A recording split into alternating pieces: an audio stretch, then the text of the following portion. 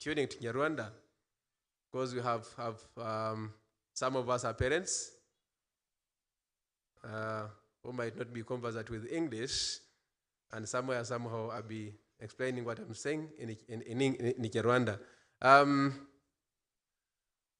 We are officially welcoming each and everyone on board.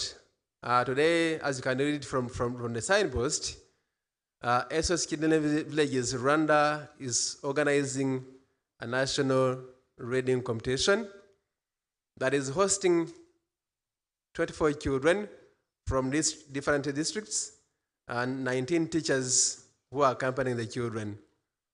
With us also fellow staff from SOS Children Villages Rwanda that are from different districts as well. And we are going to start. And it's not me who is going to give the opening remarks. I'm going to call upon Madame Sise, who is standing in for the National Director today, to give us her opening remarks. Sise, you must welcome.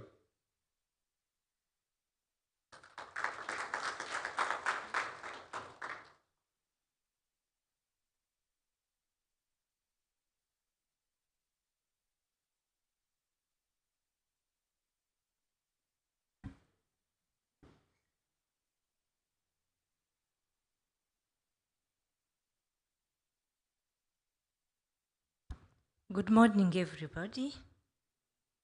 Yeah, as the MC has introduced, my name is Sise Wamahoro. I'm the head of finance department in SOS Children's Villages Rwanda. However, I'm acting for the national director who is on his annual leave. Now, on the behalf of the national director of SOS Children's Villages Rwanda, I would like to take a moment to extend my warmest greetings to each and every one of you for making the effort to participate in the National Reading Competition.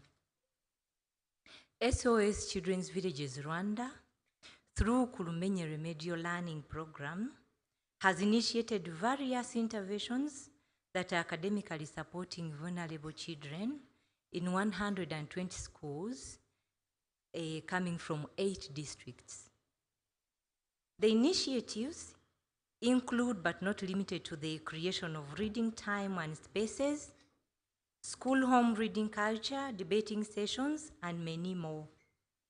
All of these education interventions envision to enhance foundational learning skills, both literacy and numeracy, for the children's quality learning in the subsequent years of their schooling. SOS Children's Villages Rwanda organized these reading competitions for the school, right from the school, the sector, district levels, and now here we are at the national level. And these were organized purposely to celebrate the achievements of Remedial Learning Initiative. Thank you very much.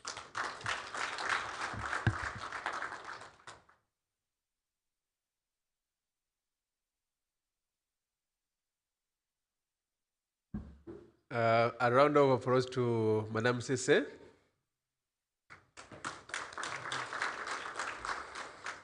She has tried to give us opening remarks to explain what the Kurumenye program is and how Remedial Learning program has benefited the children who are with us and those who are represented from 80 districts. I think I have not mentioned my name. My name is James Byagatonda. I'm the Education Program Manager. And Kurumenye is one of the projects that I support. For our fellow parents who are with us today, ababyeyi turi kumwe uno munsi wenda navugaho muri makeya n'icyo umuyobozi avuze impamvu turi ahangaha uyu munsi duhujwe n'abana bacu. Abana ni ku buryo bw'amashuri bafashijwe mu mushinga urimo inyigisho nyongerabushobozi ariho bigishwa n'abana twabonaga ko baba baratsinzwe atari ku bushake bwabo, ababyeyi ntako batagize, n'abarimu ntako batagize, ndetse n'ubuyobozi na leta ntako utagize, ariko abana baba baratsinzwe atari ku bushake bwabo kubera impamvu zitandukanye. Icyo rero nka SOS ishinzwe kubungabunga no kurengera umwana mu rugo no ku ishuri n'ahandi ariho hose, nicyo twakoze, ari cyo umuyobozi bwaga twakoze kureba ngo niki cyakorwa kugira ngo uyu mwana ntahezwe kumva yuko rya zina yiswe ko ari umuswa, ko adashoboye. Twamukiza mu masomo amuha inyigisho nyongerabushobozi, ariho ahabwa ubushobozi bw'ibanze kugira ngo abashe kumenya gusoma no kubara, kuko ubushakashatsi bugaragaza yuko umwana uzi kumenya gusoma ndetse no kubara abasha gutsinda andi masomo.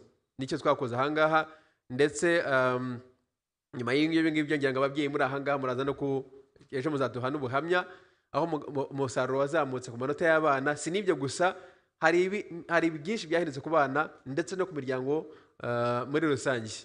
Uyu munsi rero twahujwe n'igikorwa cy'irushanwa mu gusoma, kubera iki cyabayeho aricyo n'umuyobozi yavugaga, ni ukugira ngo turebe ngo wa mwana twabanaga yuko atabasha gusoma, tuvuga ko ntacyo yashobora, bamwe twita n'amazina atari meza ngo ni umuswa. Nta mwana w'umuswa ubaho. Hariya handitse, hari ahantu handitse hariya mwabonye hariya havuga ngo every child learns just not in the same way. Buri mwana ariga ariko ntabwo twiga mu buryo bumwe. Ufite uko wiga, mfite uko niga. Uko wiga niko ufashirizwamo kandi ukiga kandi ugatsinda. Bivuga ngo ahubwo wowe uvuga ngo ndi umuswa ntabwo wamenye uburyo nigamo. Nicyo turi uno munsi ahangaha. Uyu munsi rero tugiye kureba ngo wa mwana twabonaga tuvuga ko ari umuswa, ese koko ni umuswa cyangwa hari icyo ashoboye? Kirahari gikomeye cyane. Aba turi kumwe uno munsi n'abandi bana batabizi ni abana 24 bahagarariye uturere 8. Ni abana baturuka mu mashuri 3 mu mwaka wa 4, n'abana 8 bahagarariye uturere 8, abo mu wa 5 8, abo mu wa 6 8. Bagiye gukora amarushanwa basoma. Hari ibyo twateguye gusoma, ari bagiye kurushanirwaho mu mashuri yabo bigamo. Abo mu wa 4 barasoma ukwabo, abo wa 5 ukwabo, n'abo wa 6 ukwabo barasoma. Ubwo rero ntabwo tubikora twenyine, dufite akanama k'abakemurampaka hano murabona hano imbere. Aba ni abantu b'abarimu banyamwuga twahisemo batari muri uyu mushinga kugira ngo tutavuga ngo hari uwaberewe, badufashe kureba ngo mu by'ukuri ninde watsinze. Ibyo tubivugiraho ko uyu munsi hari irushanwa ryo gusoma, ejo hari ikindi gikorwa cya National Foundational Learning Campaign, aho tuzahuza none inzego zitandukanye, harimo na Minisiteri y'Uburezi n'imishinga itandukanye ikora ku by'uburezi, tubereka ngo burya wa mushinga hari icyo wamaze, hari icyo wakoze, n'abana bo kubihamya ngaba, ndetse tuzakira n'ubuhamya bw'ejo bw'abantu batandukanye bagize icyo bungukira muri uyu mushinga w'inyigisho nyongerabushobozi, kuko yarenze ku ishuri ijya no mu rugo, aho ababyeyi bigishijwe kwizigamira, gushyira mu matsinda yo kwizigamira, bigishijwe ubuzima bwo mu mutwe, bigishijwe uruhare rwabo mu burezi bw'abana babo, bigishijwe ko burya umwana atsindwa kubera ko batamuhaye umwanya mu rugo, bigishijwe ibintu bitandukanye. Bazatwehera ubuhamya kuko tuzaba turi kumwe ejo, murahishiwe sinayivuga no munsi kuko niba bazabyivugira ngiye nshobora kubabwira ibitari byo. So rero nagira ngo mfashe ababyeyi bacu, kuko impamvu twahamagaye ababyeyi, n'ejo tuzaba turi kumwe n'umunsi w'ejo hazaba hari abantu batandukanye baje kureba ngo burya wa mwana wanjye arashoboye, nabo ubwabo barabizi. Iki ni igihamya kubihamya nkuko tugiye kuba tubireba ahangaha. Ubwo naringiye mu cy'Ikinyarwanda kugira ngo mbashe kubwira ababyeyi turi kumwe ntibasigare, ariko kubera igikorwa kiri bubera ahangaha ababyeyi turi kumwe no munsi, muraza kutwihanganira rimwe na rimwe tujya dukoresha Icyongereza cyane kubera ko tugiye gusoma n'abana bacu bagiye gusoma, batwereke ko hari ikintu bamenye kandi cyiza kandi gikomeye n'igihugu. Ibi ngibi tugiye gukorera ahangaha uyu muhango w'uyu munsi uri muraca ku binyamakuru bitandukanye ndetse no hanze y'u Rwanda, n'abaterankunga b'umushinga bari mu bihugu bitandukanye. Ngira ngo rero twumve ko ntituri twenyine, hari naho ushobora kumva twasabye abantu bari online mu bindi bihugu bitandukanye, n'abari ku office zacu zitandukanye, bakagira icyo babaza cyangwa se icyo bunganira cyangwa se bagira icyo bavuga niyo ngombwa. So rero nicyo najya gusobanurira n'ababyeyi turi kumwe kuko mwanya tuzashobora kujya dukoresha icyongereza cyane kurusha ikinyarwanda. With that, I'll stop here and give the floor to the judges. We have the two judges. I think they try to take us through different rules and regulations that are going to be supporting us to do our reading competitions. And I will request them to come before us. They will introduce ourselves to us before we proceed. Can you can take a step forward and introduce yourself to the audience? Thank you. Bagiye kutwibwira kugira ngo tumenyane abo turi kumwe nabo uko ngo nta ugenda nabo batazi.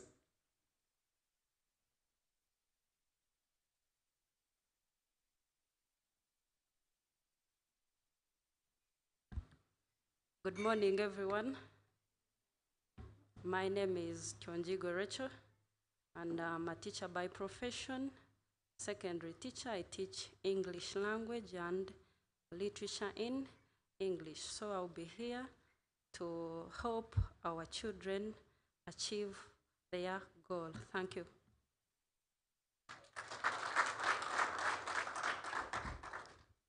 Good morning, everybody. My name is Johnson Twinamasko. I teach at Kayonza. I teach English and SET, English upper primary and SET in lower primary with PE4. So we are here today for the competition as judges, and we expect much from you. The learners, the ones we have been teaching, but I'm not among, though I'm a teacher. So that's why I'm saying we have been teaching. So teachers have been teaching them. We don't know you, you don't know us, but we are here to guide and see how you have trained the learners and judge you accordingly, as the law says. Thank you. So with that, I'll take you through some of the rules and regulations that we are going to follow today. We expect much from the learners. You have been taught how to read English, basically. Today we are not learning we are not reading Chinyarwanda. And I'm sorry I may not use Chinyarwanda because it's not familiar with me, but I'm fair, I can listen to it. One of the things that we shall follow, you'll come as a student, we shall start with P6. Then from P6, we will come P5. Then from P5, we will come P4. We shall allow the class which will be reading or which will be doing the reading here or presenting to us to step outside. We have organized for you the tent outside there. Then we shall be calling one by one as you come and you read the text that shall be handed over to you. What are some of the expectations that we need? One, as you come here, people who are here, you learners, people who are here, they are your parents, they are your teachers. You feel confident. We expect confidence in you. Don't come here and start shaking. We see the shirt booming up and down. Feel free, get the paper at a good angle where we can see you. You read. Then after reading, ours will be awarding you. Then secondly, we shall expect from you to speak at least at a moderate voice where all of us can hear you. Whereby, when you're reading the text, you meet a comma that is with now punctuation, put a comma where it is, put a full stop where it is. If there are quotations, press them there. Then, again, we shall expect to see the clear pronunciation of words that you learned. There are times when someone goes to read the word like water and someone is reading it as water or as if he's separating some letters. So we expect good pronunciation of words because you have studied how to read almost all the words, according to the teachers, the way they told us. Then again, we shall expect you to manage time.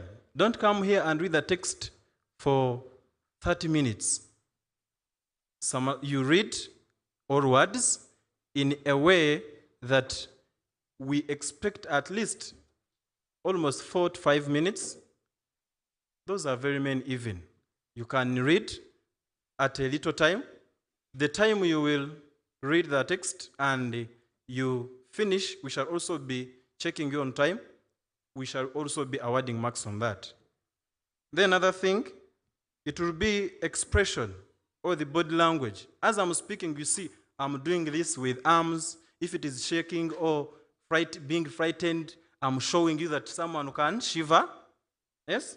So if you read the text and you find there is something that makes you happy, you also smile for us. Where you see something that is making you sad in the text, you do what? You feel sad, you express to us what you are reading, that you're understanding it. Then another thing, it's about the tone. Someone may come here and start reading, then he reads and moves down as if maybe they are tuning down the volume. Yes? Where mostly when we are reading sentences or words, when we are starting a sentence, we start with vigor. We try to speak aloud.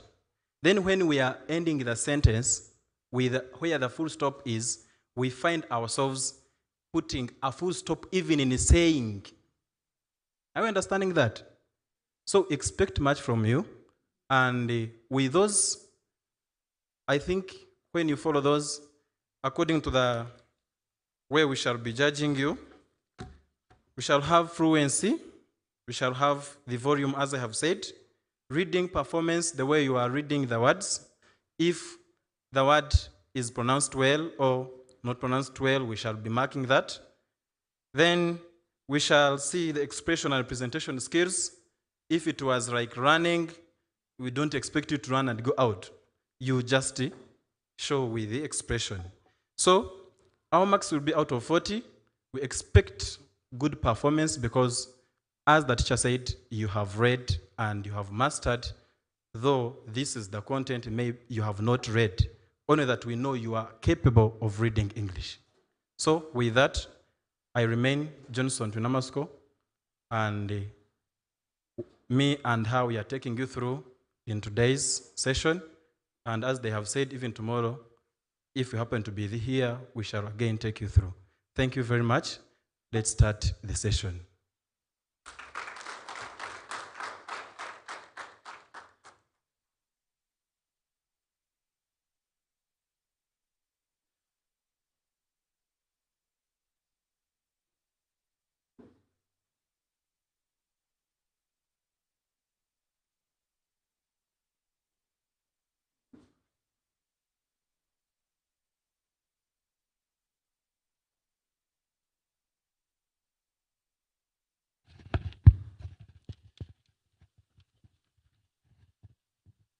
Murakoze cyane. Reka ngende bujye nkoresha ikinyarwanda aho biri ngombwa bitewe nuko wenda ushobora gusanga harimo abana dufite bishobora kugora kubyumva neza. Ntekereza abana twese twumvise uko bimeze, sibyo? Tugiye gutangira ku bana biga mu wa gatandatu, nibo bagiye gusoma. Ariko uko bose ari abana 8, ubwo turi hanze hariya. Ubwo turajya duhamagara umwe ku wundi kugeza dusoje, sibyo? Ubwo abo mu wa gatandatu nibarangiza turi bukomereze kubo mu wa gatanu. Mu wa gatanu barangije dukomereze kubo mu wa 4. Yego? Amahirwe masa kuri mwese. Kugira ejo bizabe ari ibintu byiza biryoshye kuri buri wese kandi bizabaryohera. Sibyo abana? Abo mu wa gatandatu rero duce hano babereke aho turi bwicare. Abana bo mu wa gatandatu gusa.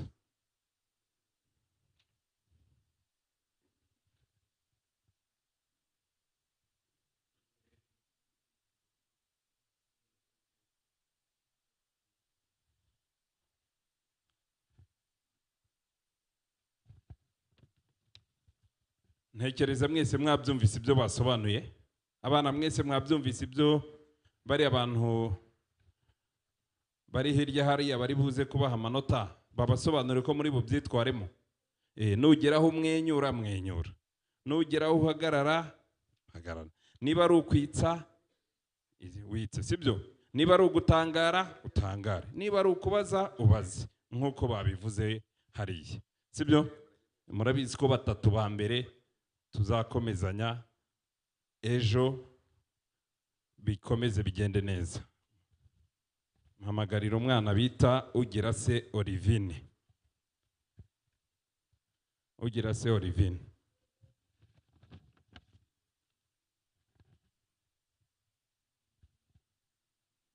Minota mbibutse bababwiye ni hagati y'iminota 4 cyangwa 5, sibyo? Ukaba usoje gusoma ibyo baguhaye gusoma.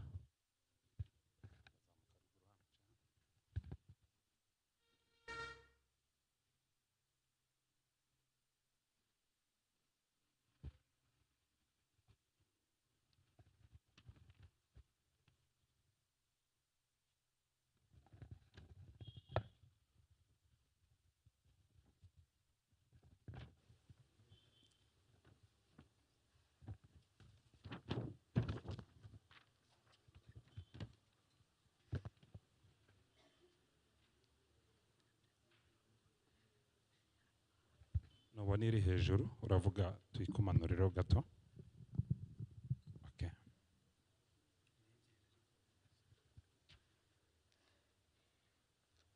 My name is Jirase Olivine. I am going to read the test. Heard from Kwashiarko. Matama lived with her auntie. Her auntie always tried to feed her well, but Matama refused and later developed Kwashiorkor. Matama's auntie got confused. She went to nutritionary center for advice.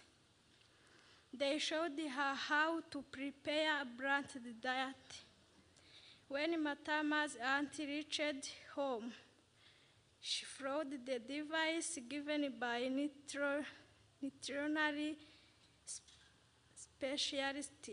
She prepared for her balanced diet, but she refused to eat it. The auntie took her to visit other children in order to see how they eat. But when they reached there, other children were scared and thought Matama would spread Kwashiorkor to them. Their parents explained to them that Kwashiorkor is not a communicable disease. They told them that is Matama ate balanced diet, she would recover. They accepted to pray with her. The next day, one of the neighboring children visited Matama. She bought for her yellow bananas, and they shared them. Matama's auntie took the child for the visit. Matama started eating yellow bananas. Her auntie kept buying yellow bananas, purple, passion fruit, and tomatoes. Matama started eating fruit after each meal. Matama's friend bought eggs for her. Her auntie boiled the eggs, and they shared them. Matama got used to eat at least one egg every day. Matama and her auntie started sharing meals. They ate fish with vegetable, Irish potato, fruit, and drink milk. Matama continued drinking her auntie's food. Matama became healthy and went back to school. When Matama recovered, her auntie was very happy. She started home-based gardens of onion and cabbage. She also reared eggs-laying hens. Matama and her auntie remembered the good deeds of that neighboring child who bought yellow bananas and eggs. They took basket full of eggs with them to extend their thanks. When they arrived, they were happily welcomed. They celebrated the recovery of Matama. They shared meat, chips, rice, vegetables, and milk. arakoze cyane tumushimire. Reka nanone dusabe Iragira Yezu Marie Aurore. Thank you so much. She is allowed to take a seat. It's okay. Wajya kwicara hirya hariya.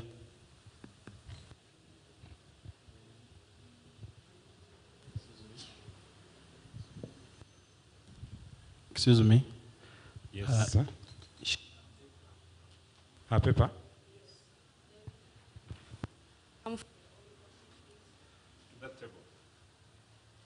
Okay.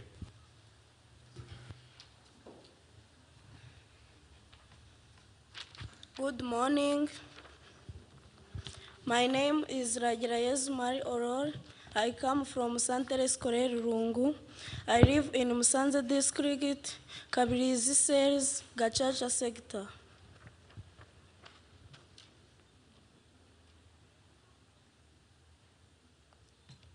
Heard from Kwashiako. Matama lived with her aunt. The auntie always tried to feed her well, but Matama refused and later developed kwashiorkor.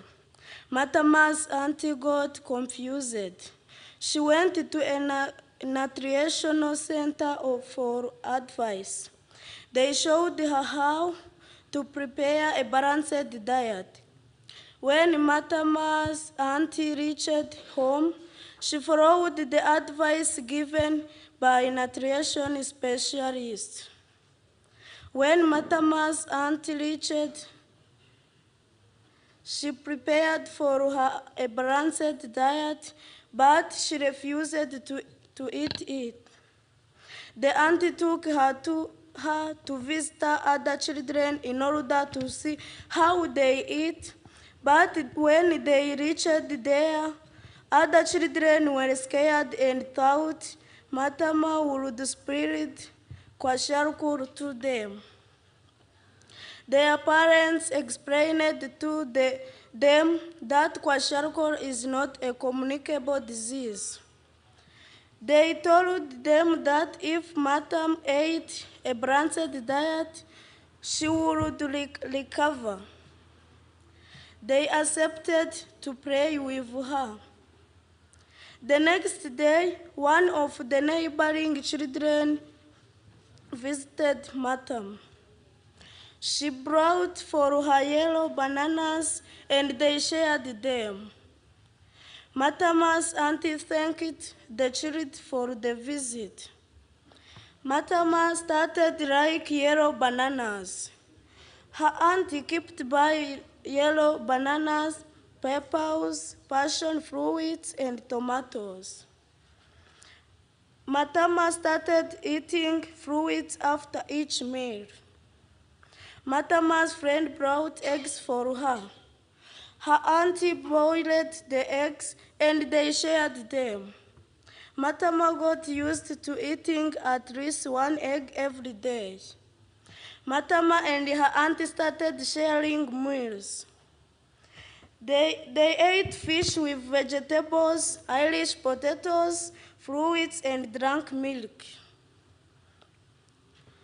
Matama continued liking her auntie's food. Matama became healthy and went back to school. When Matama recovered, her auntie was very happy. She started home-based gardens of amaranth, onions, and cabbage. She also reared egg-laying hens. Matama and her auntie remembered the good deeds of that neighboring child who brought yellow bananas and eggs. They took a basket full of eggs with them to extend their sincere thanks. When they arrived, they were happily welcomed. They celebrated at the cavalry of Matam. They shared meats, chips, rice, vegetables, and milk. Thank you.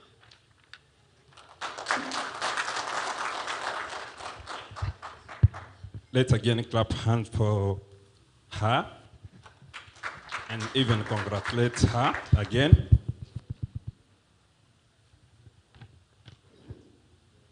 Arakoze cyane Oron yasubira mu byicaro bye aho yari yicaye.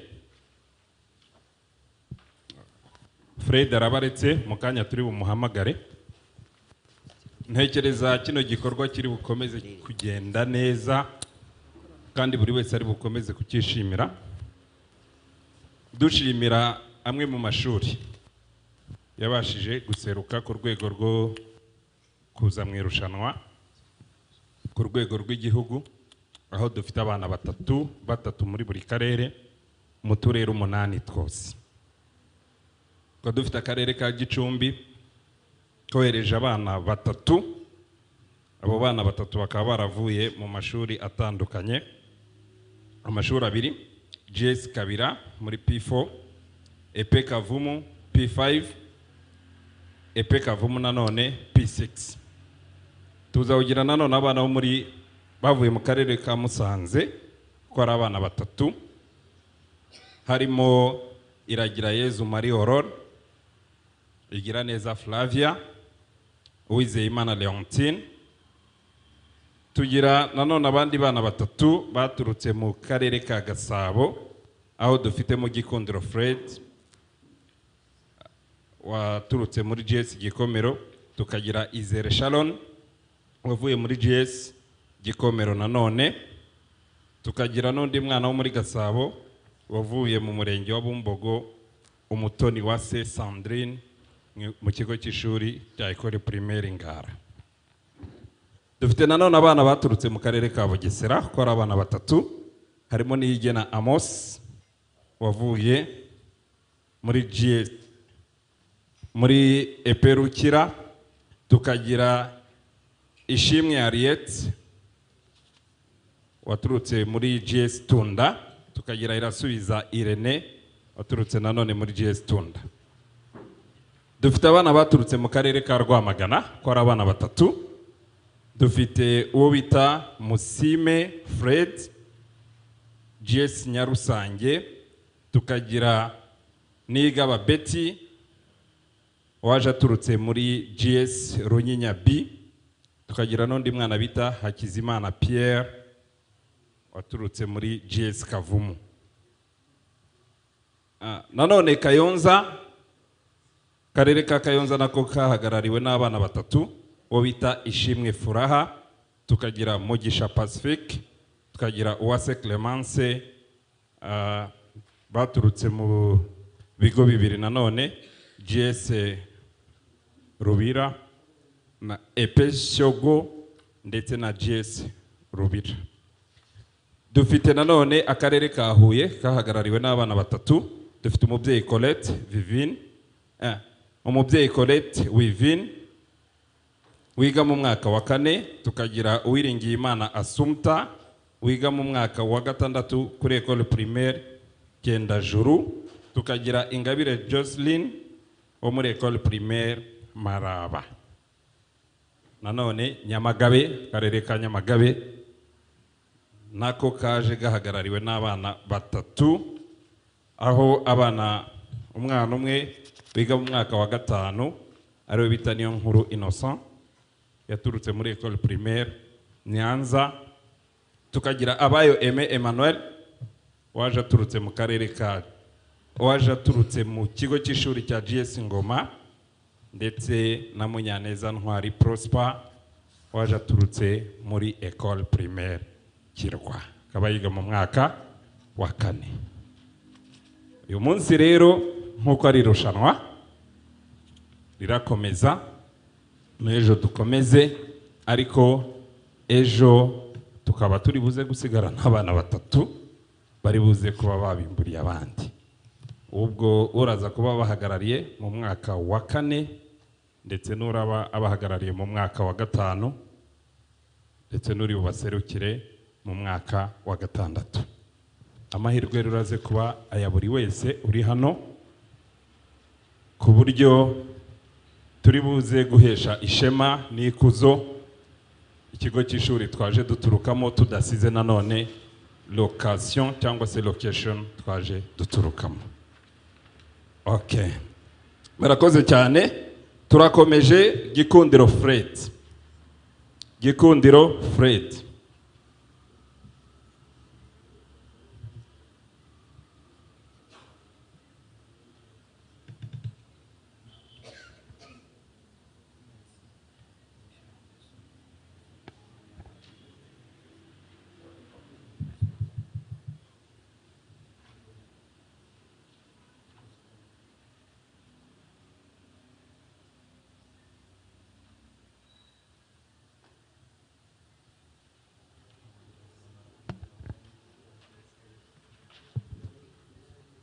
The next reader is called the Gikundiro Fred from JS Gikomero, P6. Good morning. My name is Gikundiro Freddy. I come from JS Gikomero. Title is Heard from Kwashurukos. Matama arrived with her aunt. Her aunt always tried to feed her well, but Matama refused and later developed kwashiorkor. Matama's aunt confused. She went to a nutritional center for advice. They showed her how to prepare a balanced diet. When Matama's aunt reached a balanced diet, but she refused to eat it, the aunt took her to visit other children in order to see how they eat. But when they reached there, other children were scared and threw Matama would spread kwashiorkor to them. Their parents explained to them that kwashiorkor is not a communicable disease. They told them that if Matama ate a balanced diet, she would recover. They accepted to pray with her. The next day, one of the neighbor's children visited Matama. She brought for her yellow bananas and they shared them. Matama's aunt thanked the children for the visit. Matama started drinking yellow banana. Her aunt kept buying yellow bananas, papayas, passion fruit, and tomatoes. Matama started eating fruit after each meal. Matama's friend brought eggs for her. Her aunt boiled the eggs and they shared them. Matama got used to eat and rest 1 egg every day. Matama and her aunt started sharing meal. She ate fish with vegetables, Irish potato, fruits, and drank milk. Matama continued drinking her aunt's food. Matama became healthy and went back to school. When Matama recovered, her auntie was very happy. She started home-based garden and amaranth onions, and cabbage. She also reared eggs-laying hen. Matama and her aunt remembered the food drill for the neighbors' children, who brought yellow bananas and eggs. They took baskets full of eggs with them and extended their sincere thanks. When they arrived, they were happy welcome. They celebrate the recovery of Matama. They shared meat, chips, rice, vegetables, and milk. Thank you. Let's again congratulate Mr. Fred by clapping hands. Thank you so much, Fred. And you take your seat here. As I said, we have 8 districts represented by 24 competitors, whereby we have 3 children or 3 students from each district. We have 4 locations at SOS, Children Villages in Rwanda, and each location has only 2 districts in this competition. Again, we will have 24 competitors, as I said, and 8 competitors at each level. We have level primary 4, we also have primary 5, and again primary 6. We started with primary 6, and you see that at this time, we're just going on the 4th competitor, and we have also judges there. By the way, you also have a time for this. You can even go and taking something there, like a snacks, like a drinks, by not taking another time. We'll not have enough time, or we'll not have another time for going there. The table is there.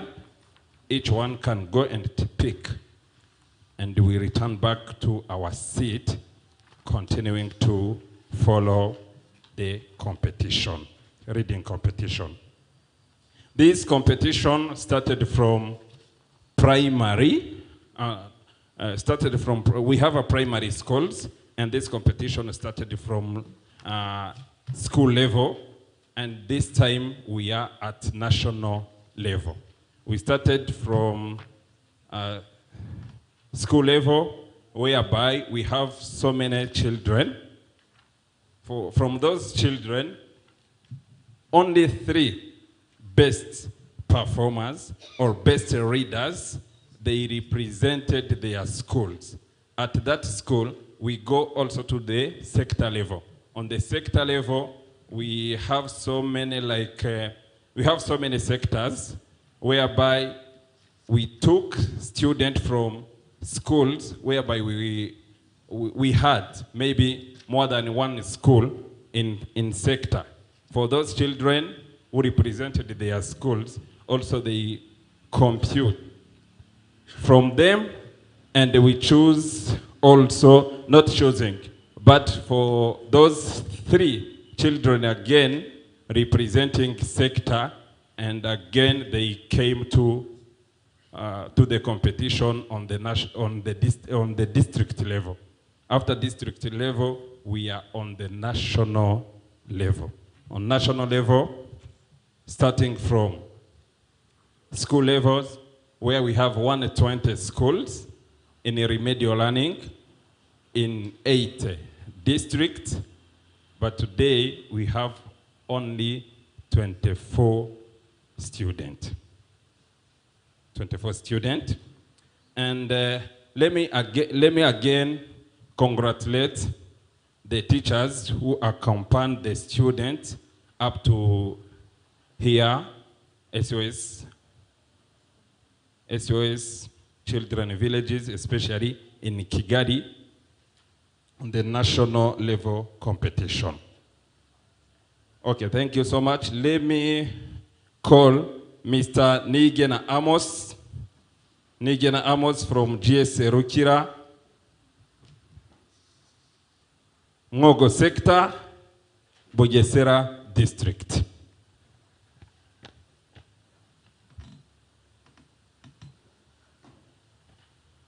Pick the paper there. Okay, can go.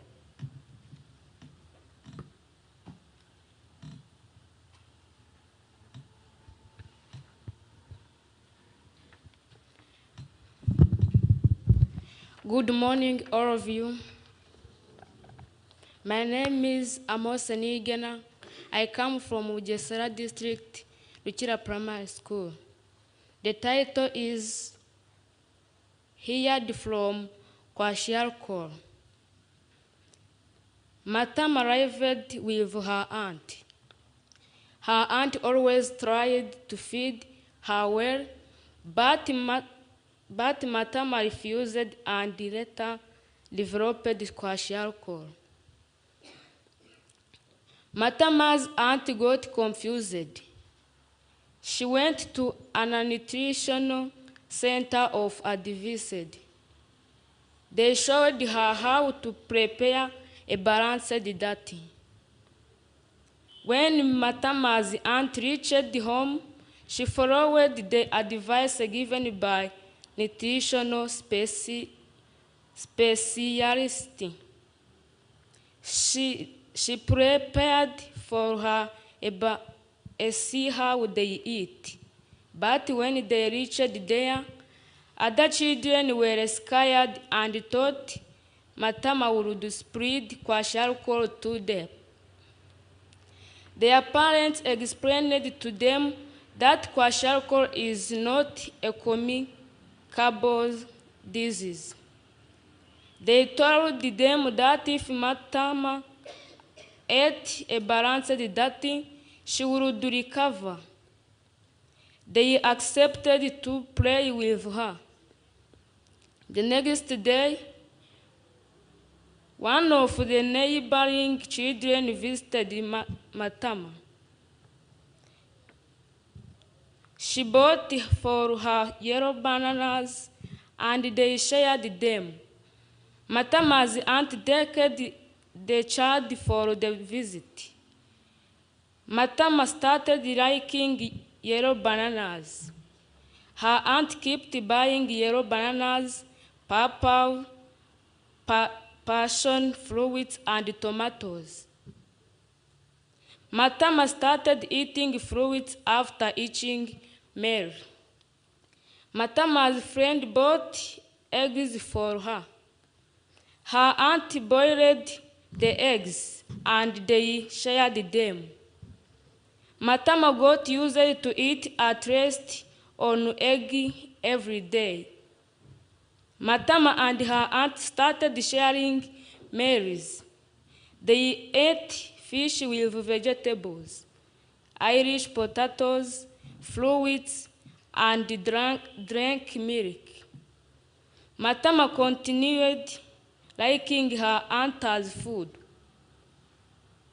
Matama became healthy and went back to school. When Matama recovered, her aunt was very happy. She started home-based gardens of amaranth, onions, and cabbages. She also reared egg-laying hens. Matama and her aunt remembered the good deeds of that neighboring child who bought yellow bananas and eggs. They took a basket full of eggs with them to extend their sincere thanks.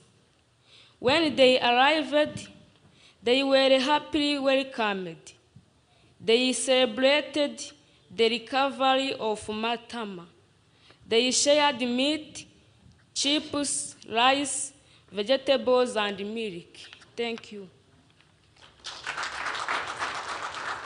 Aha. Thank you so much, Mr. Nigena Amos. You can take your seat. We are still having 4 remaining competitors on level 6 from P6. As I said, remedial learning is one of the program of Kura Umenye project, whereby this remedial learning has 120 schools from 8 districts, as I said, which also has around 10,000 students who were under performance, whereby we took students who had less than 50%, and those 50%, those marks which are under 50%, we also trained teachers, or we can say teacher mentors. At each school, we have 4 teacher mentors, whereby each teacher mentor could really make a good follow-up to 22 students. We have 88 students at each school. We have 4 teacher mentors to make a good follow-up and train again those children and help those children in remedial learning. This system of remedial learning is a special courses which today we are enjoying and celebrating because of the helper to boost and help children to come from lower performance up to the children who have more than 50% as annual marks. For today, these children, they didn't even how they can express themselves so that they can take a text, book, and the other thing to read. But today, they try and they do as good as well. And again, we have a student from P6 or primary 6, where those children didn't have hope to have a good success so that they can go to the boarding schools or to secondary school, from primary to secondary. But today, more than 0.5% of children who were in primary 6, today they are in secondary school. And some of them, they got letters to transfer them to the boarding schools.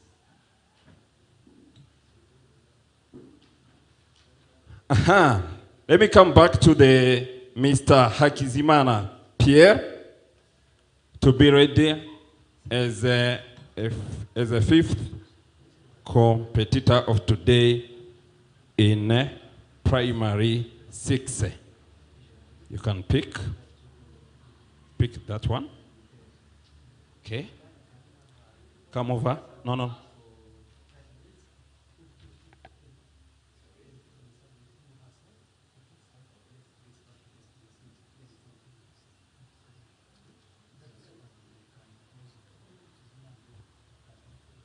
Thank you. Pick your paper, then you go there to the microphone. Come over. Come.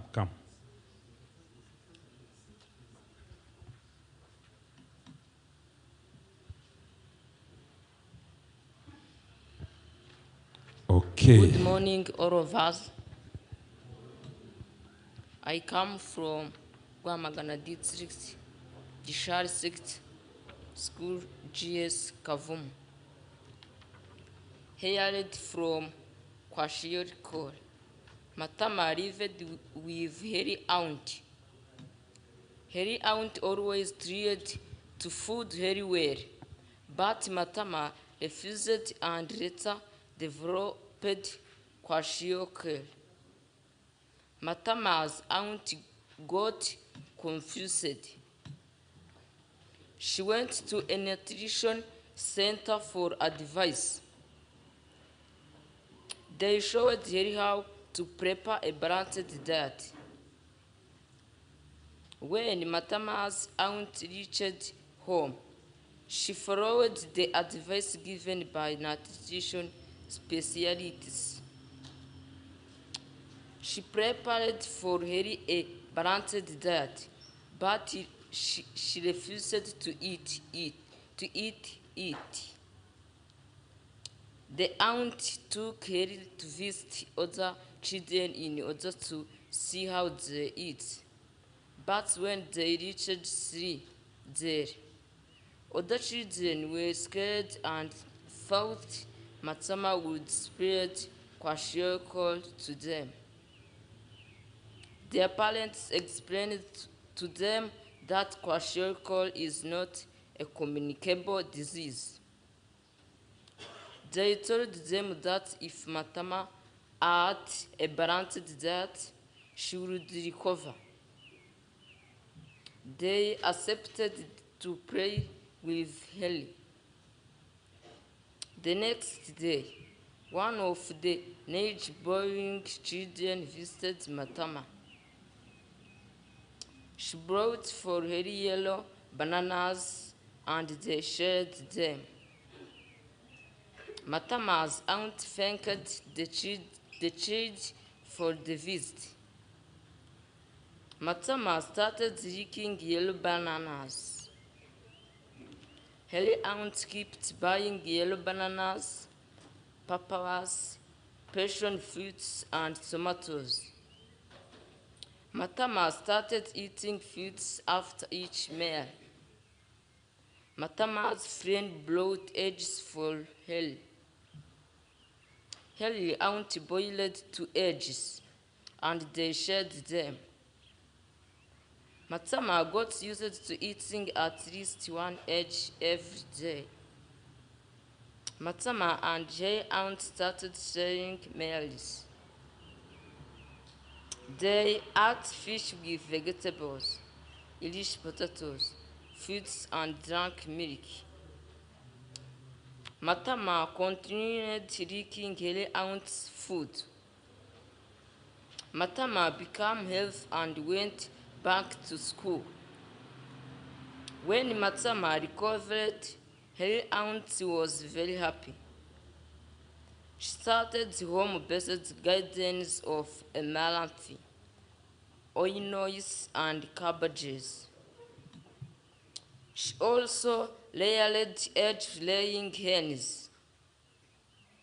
Matama and her aunt remembered the good deeds of that neighboring child who brought yellow bananas and eggs. They took a basket full of eggs with them to extend their sale thanks. When they arrived, they were happily welcomed. They celebrated the recovery of Matama. They shared meat, chips, rice, vegetables, and milk.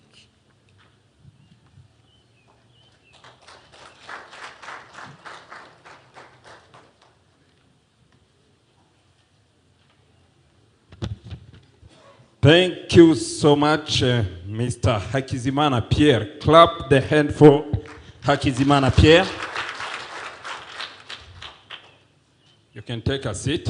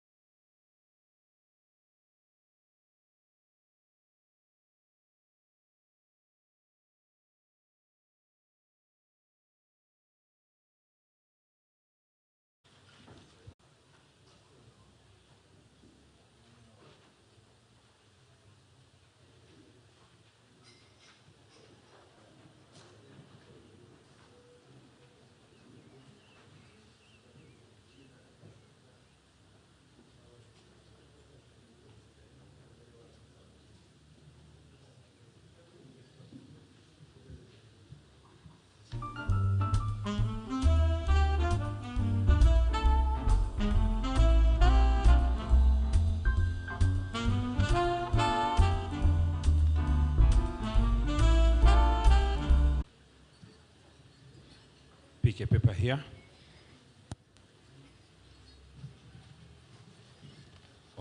Okay. We go.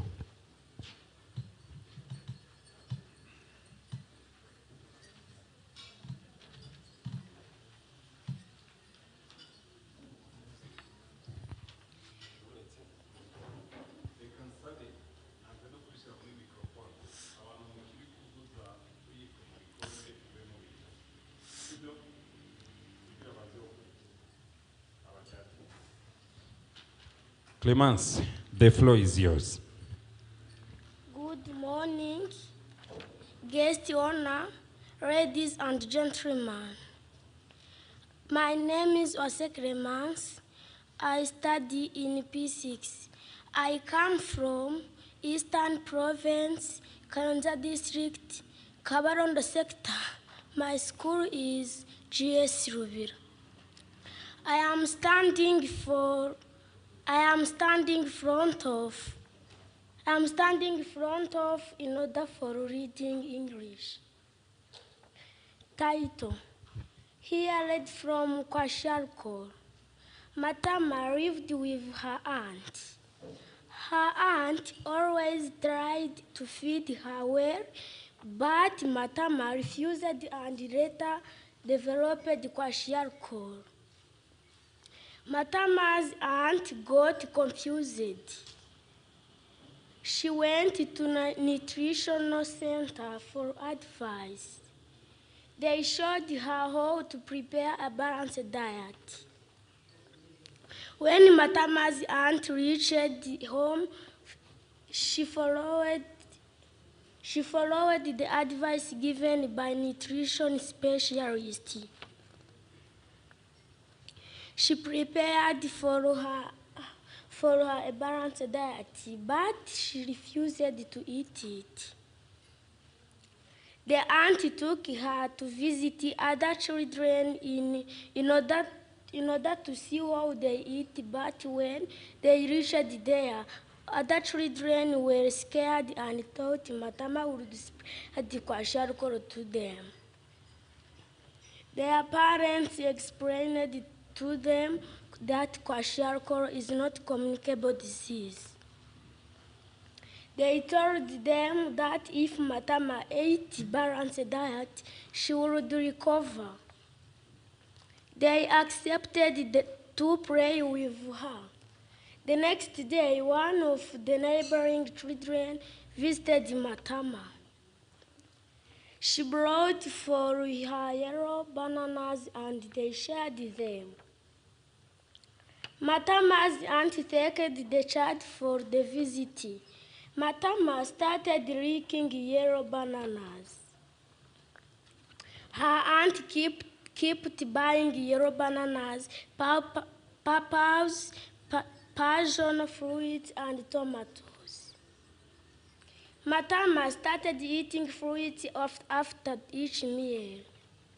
Matama's friend brought eggs for her. Her aunt boiled the eggs and they shared them.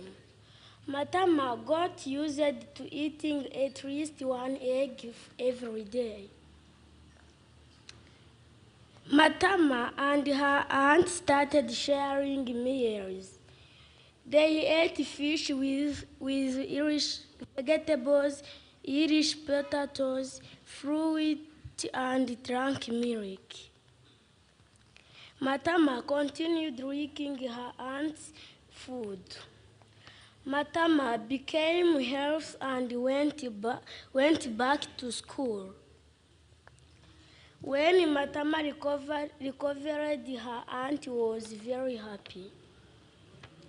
She started home-based gardens of melons, onions, and cabbage. She also reared egg-laying hens. Matama and her aunt remembered the good deeds of that neighboring child who brought yellow bananas and eggs.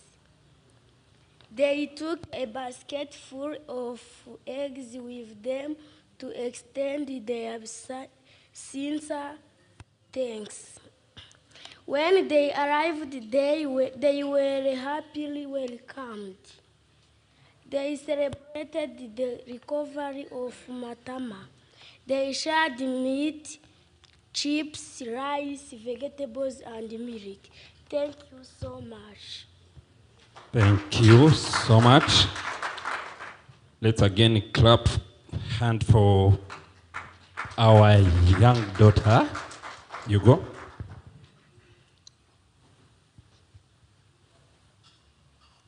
We are still having only 2 remaining competitor on level of primary 6. While waiting for this 1 minute, so that judges can compile their marks, let me again talk about remedial learning. Remedial learning, as I said, it is a strategy whereby students are taught only 3 things that boost their knowledgeable capacity and boost again their ability of liking to read. We have a numeracy focused on numbers and other things related on mathematics. We have literacy. From the literacy, especially we understand the languages, whereby these students are given the chance to read, and even there are so many books distributed into those 120 schools, whereby those students and the children, they have right of taking those books, and time after time or day after day, they read the books. Once they read the books, such kind of reading, they boost their capacity of really knowing and really knowing how to read. And some of the constraints and the other obstacles there can be handled through the support of the support from their teacher mentors. We also have a gender.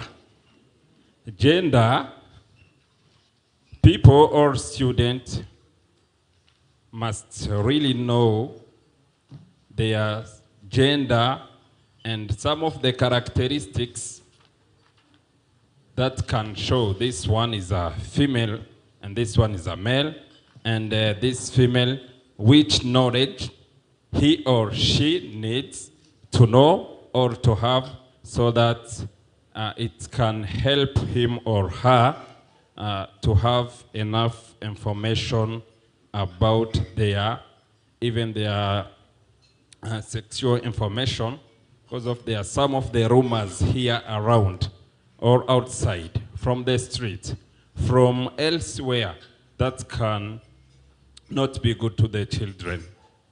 Among these 3 components from the remedial learning, we have, as I said, numeracy, literacy, and gender. All those components, those teachers, those teacher mentors, where we have 4, as I said, at each school, were all trained about how to deliver the session about remedial learning. Today, we are enjoying, we are celebrating, we are happy to have these children as a productivity from the remedial learning. Not even the children, but also their parents. Also, their parents were trained about right of children, how parents can help children even if the parents didn't attend the school. But there are so many ways we saw parents can help their children, especially by helping to do homeworks, to repeat their lessons at home, to reduce some of the tasks to them so that the children can have the balanced tasks. Doing a task, doing a domestic jobs or domestic tasks, that cannot prevent the children to follow and respect other things from the school. Parents maybe tomorrow will show us their testimonies from them, but some of the meetings we did with the children parents, all of them, they celebrated to have SOS Children Villages, especially Kurumenye, in its components of remedial learning. Children today are supported through so many participants, so many stakeholders, and other more. SOS, we are there. School management is there. Some of the committee of the parents are there. And again, parents are there. Students really is covered with all those person. And once children sees that all of those person are following him or her, the children is also happy. And some of the parents didn't really know that it is their duties to make a good follow-up, to do a follow-up, and help children to cover their lesson. Let's call Miss Uwiringimana Assumpta. Come over. Pick the paper here. It's okay. Let's go up.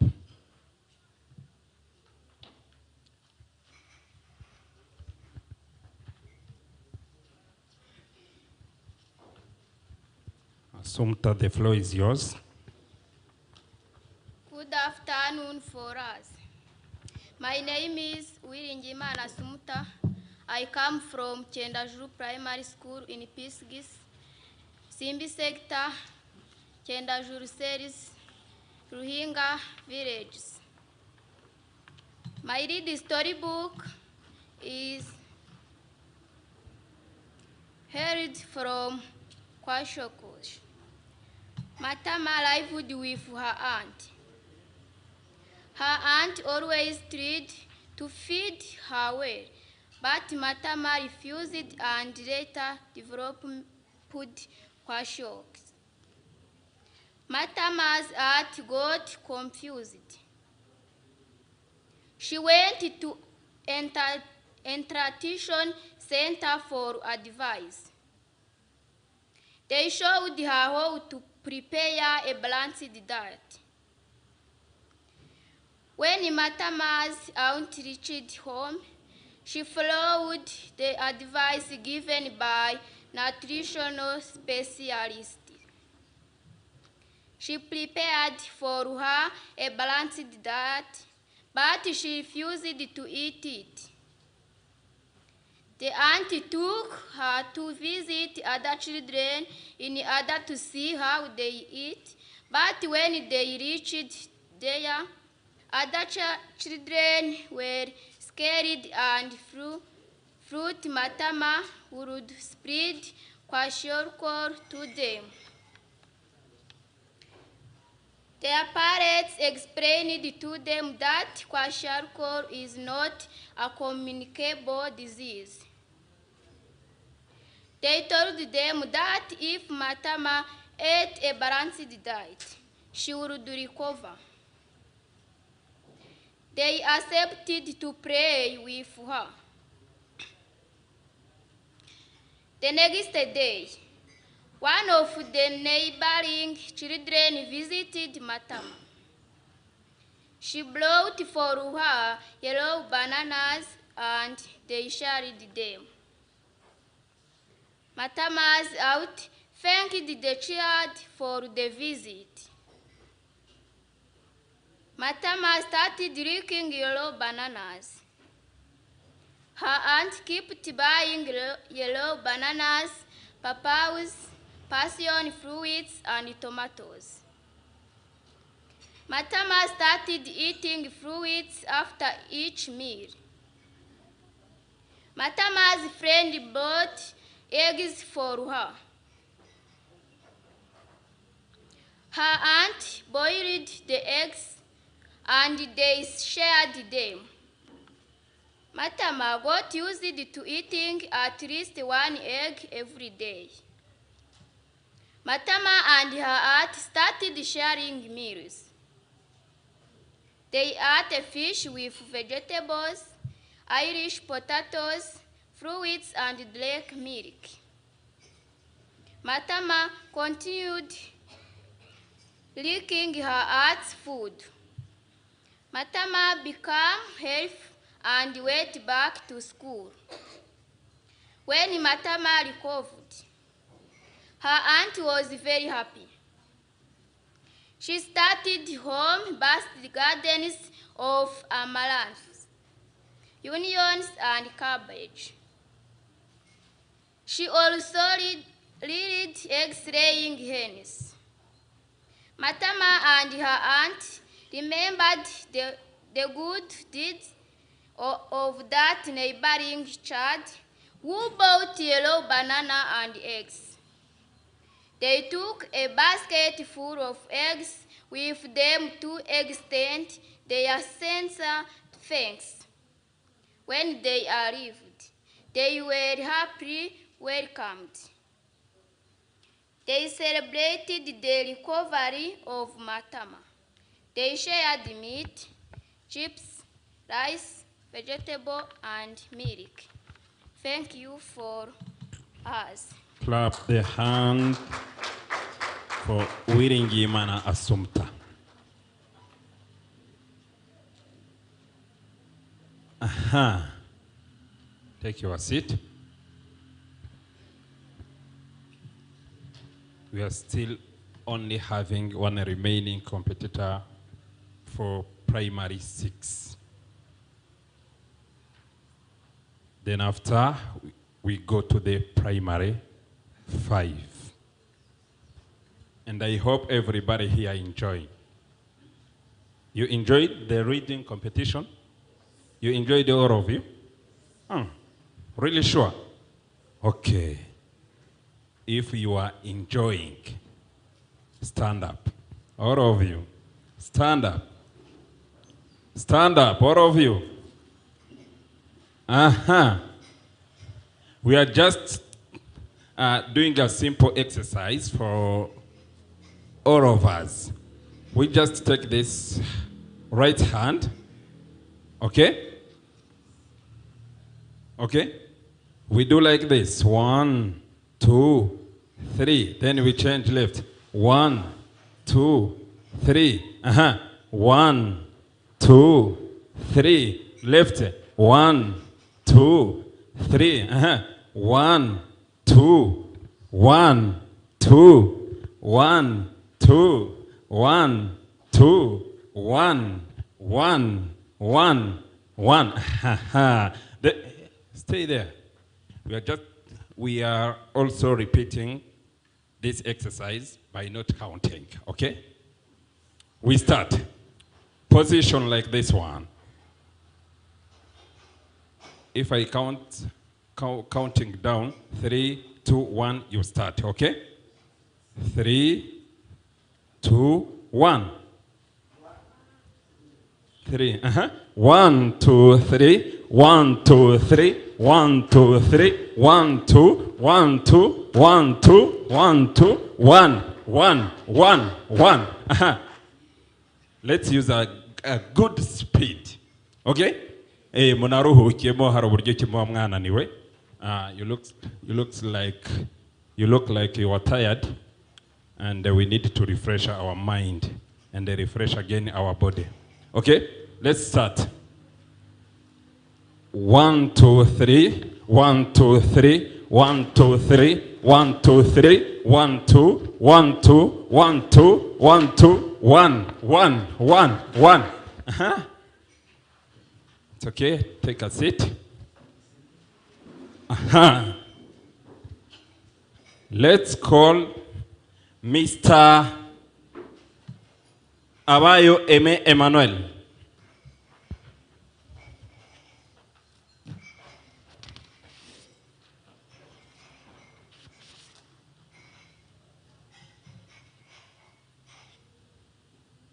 Okay, Emmanuel, pick a paper here. There you go.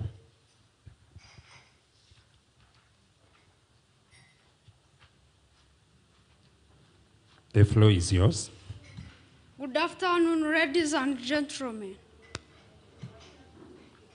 As how you listen, my name is Abaeme Emmanuel. I live in Chanika sector, Nyamagabe district. I study at Groupe Scolaire Sema Derenengom. I am going to read for you the story which is called Heard from Kwashiarko. Matam arrived with her auntie.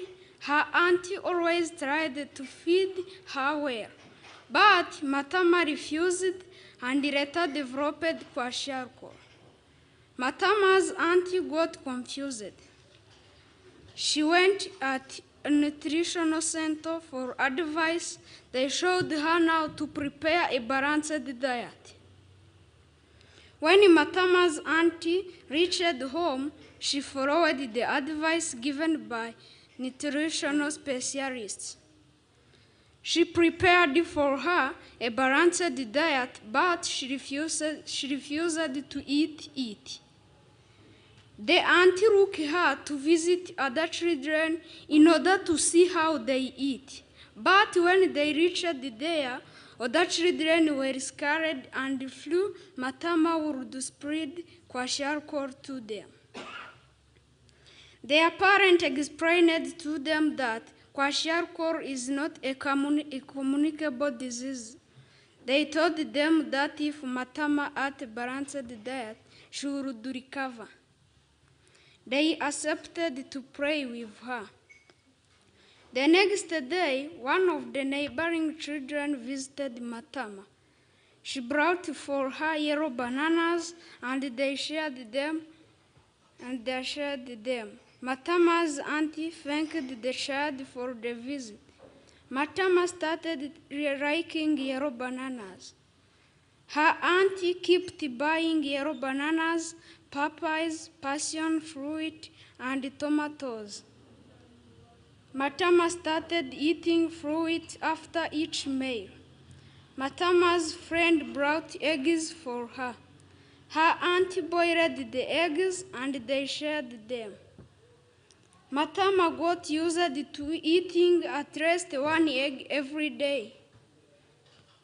Matama and her auntie started sharing meals. They ate fish with vegetables, Irish potatoes, fruits, and drank milk. Matama continued liking her auntie's food. Matama became healthy and went back to school. When Matama recovered, her auntie was very, very happy. She started home-based gardens of earth, onions, and cabbage. She also reared egg-laying hens. Matama and her auntie remembered the good deeds of that neighboring child who brought yellow bananas and eggs. They took a basket full of eggs with them to extend their sincere thanks. When they arrived, they were happily welcomed. They celebrated the recovery of Matama. They shared meat, chips, rice, vegetables, and milk. Thank you for listening to me. you so much. Clap the hand again for you go. Primary 6. We finished this round for 8 students from primary 6. We are still waiting for another communication from the judges so that we can start primary 5. Text here in Ziza. Text here in Ziza. Huh?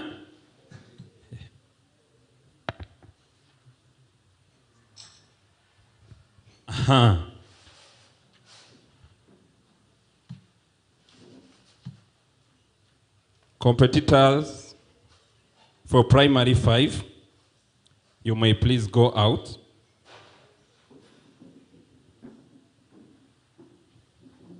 And then let's our children called the Nyonguru Innocent to stay here. Nyonguru Innocent.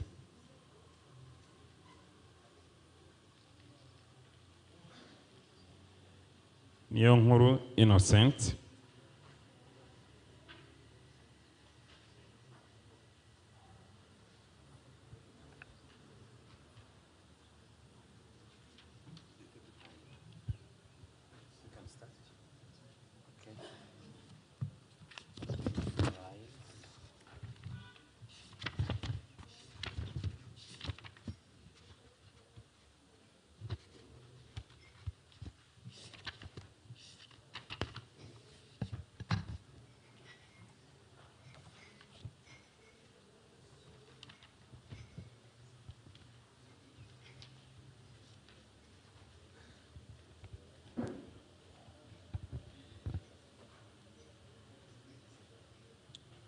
I have a hope that remedial learning helped a lot.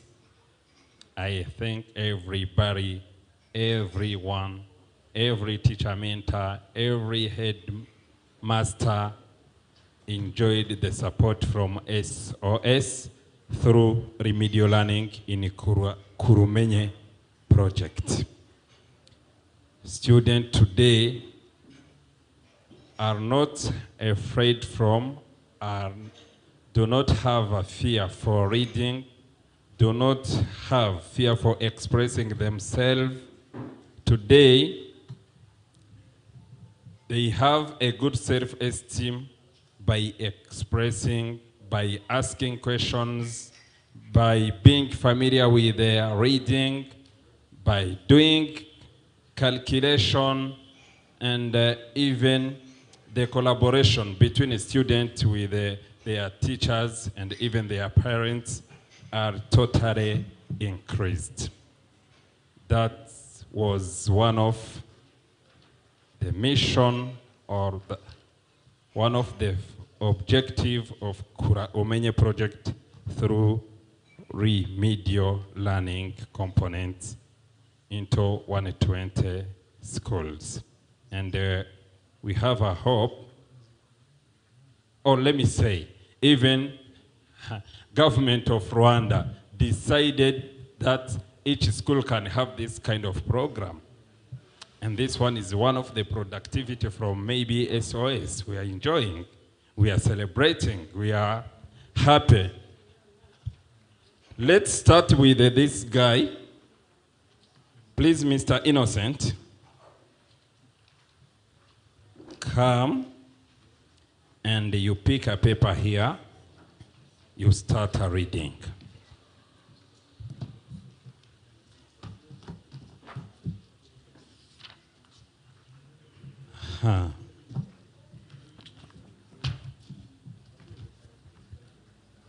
Pick a paper. Okay.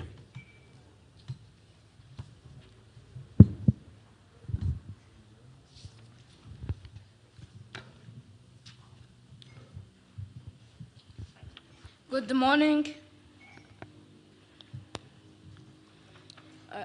My name is Nyonguru Innocent. I come from École Primaire Nyanza, Nyamagabe district. and cyane Kasegita.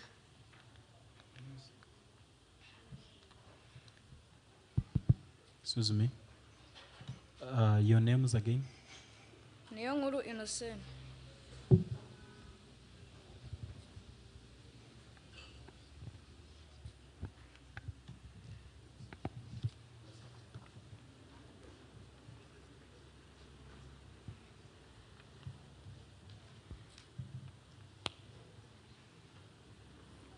The text.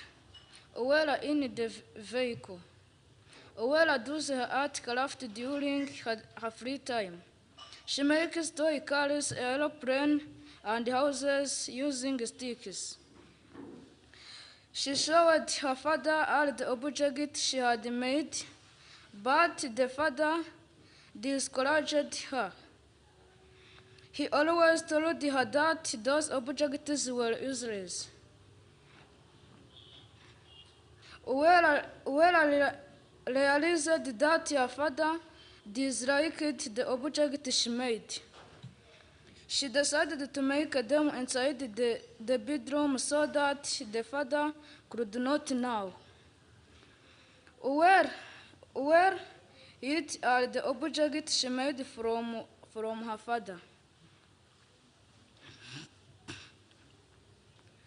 One day, Uwera went to school, and her father entered her bedroom and found all the objects he had stopped her from making. The father picked all the objects and hid them in a store in order to discourage Uwera from making them again. When Uwera came back from school, she quickly went to check on her objects. She looked around in the bedroom but failed to locate them and she quit.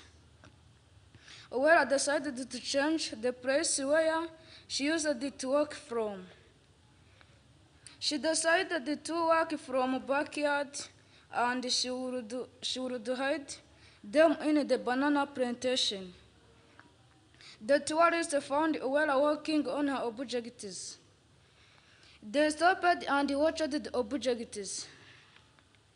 They were amazed by Uwera's objects and encouraged her to continue.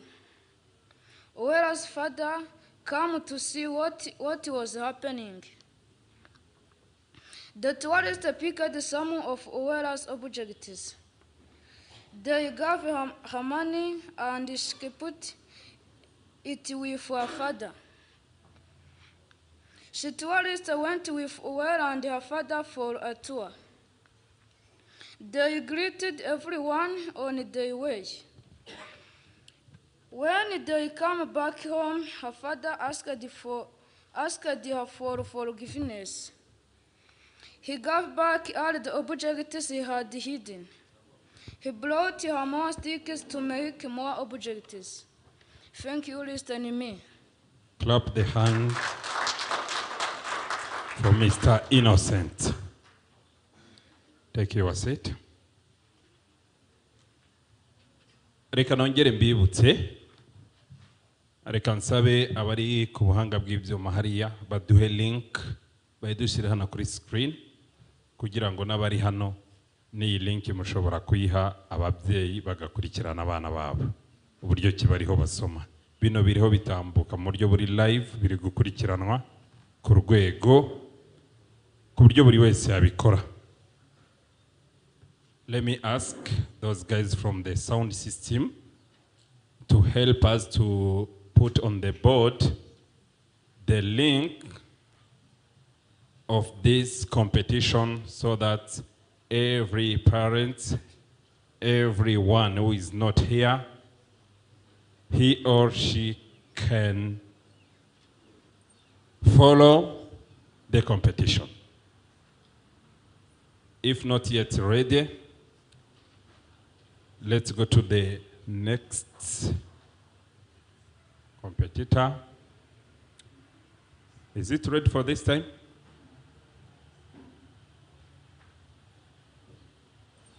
Follow the competition. If not yet ready, only the link. Only the link. Okay. Let's go to the next competitor maybe.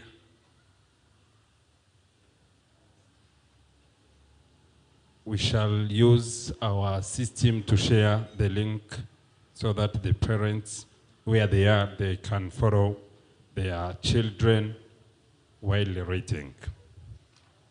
Let me call Ingabire Jocelyn from École Primaire Maraba, class P5.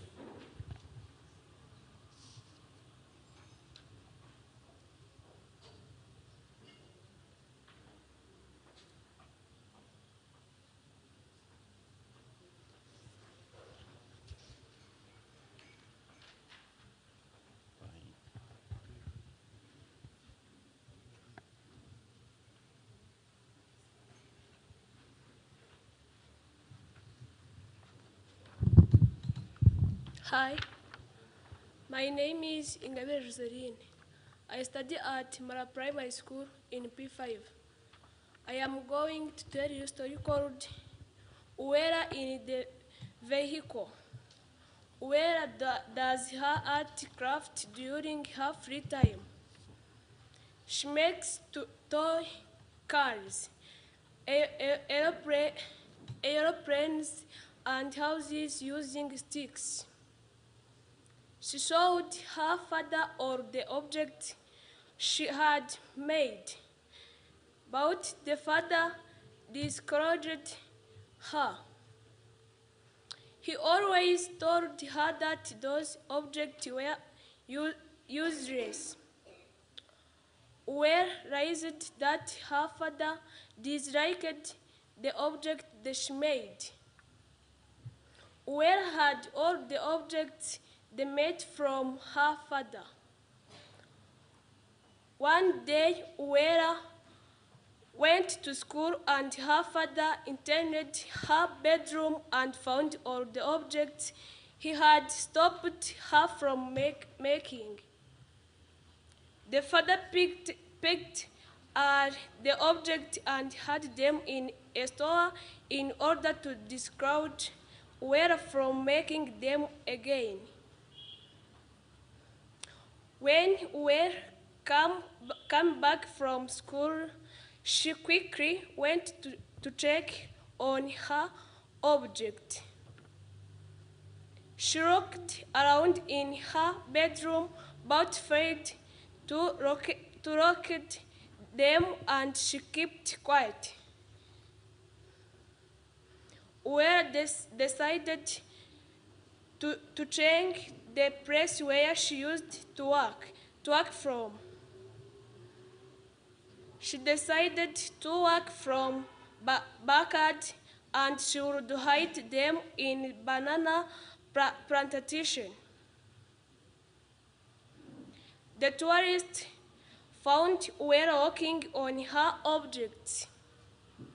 They stopped and watched the object. They were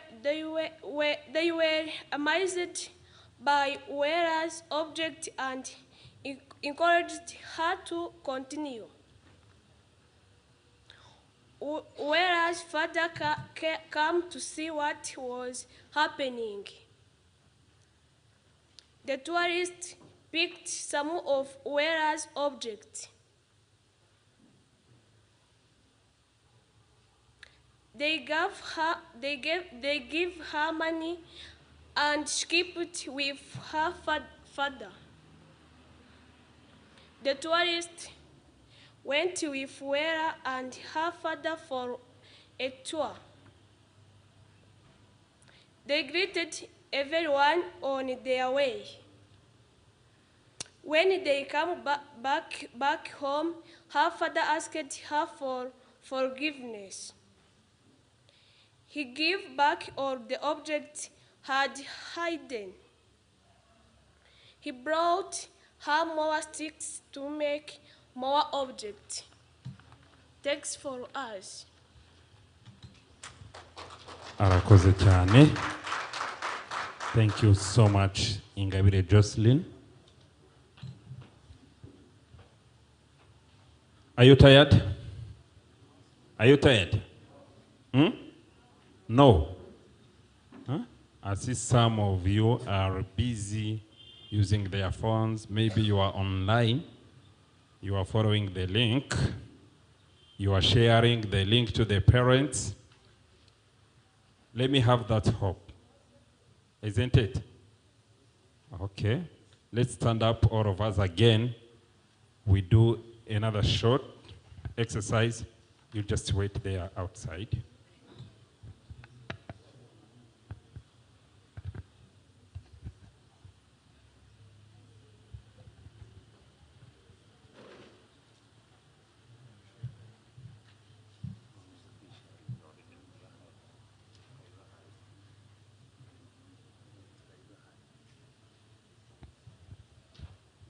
Stand up, stand up, stand up, stand up, stand up, stand up, stand up, stand up, stand up.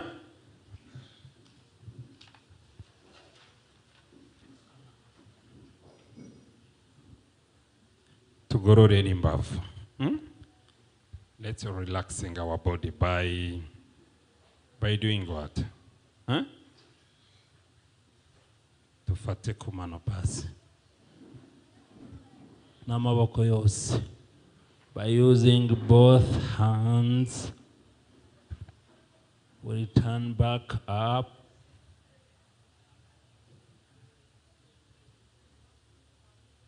We go down again.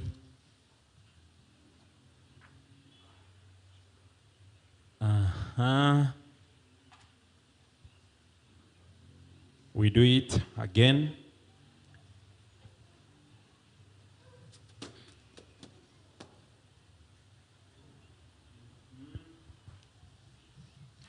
All of you call me. You call me. Hey, mumpamagare mwese nzi. Mumpamagare nzi. Mumpamagare mukoresheje amaboko abiri. Use your both hands to call me and then I come. Do it. Kumunaniwe.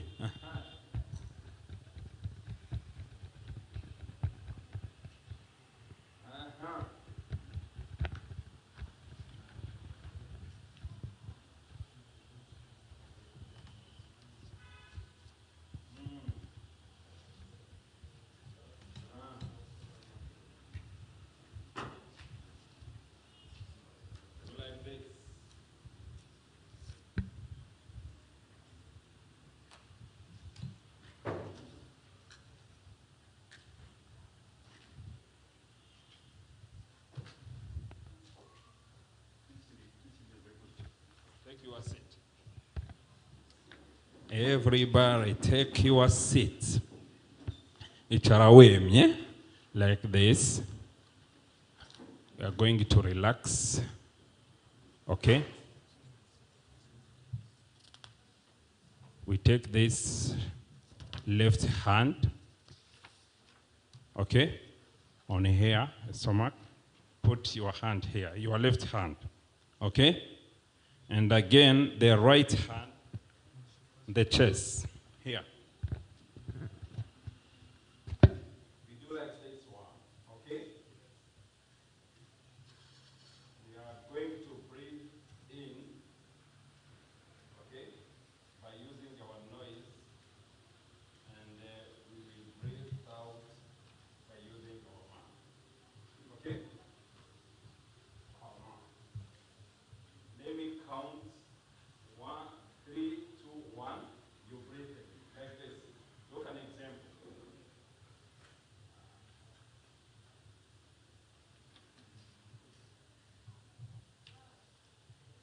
You see? Okay? I breathe in by using noise, and then I breathe out by using, okay? By relaxing ourselves. We start. Close your eyes. Breathe out. Breathe in. Breathe out. Breathe in again. Breathe out. Breathe in.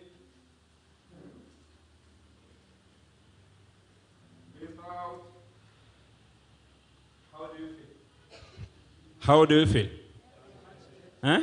You feel much better? Sure. Okay. Let's call next a competitor from primary 5, Mr. Mugisha Pacific.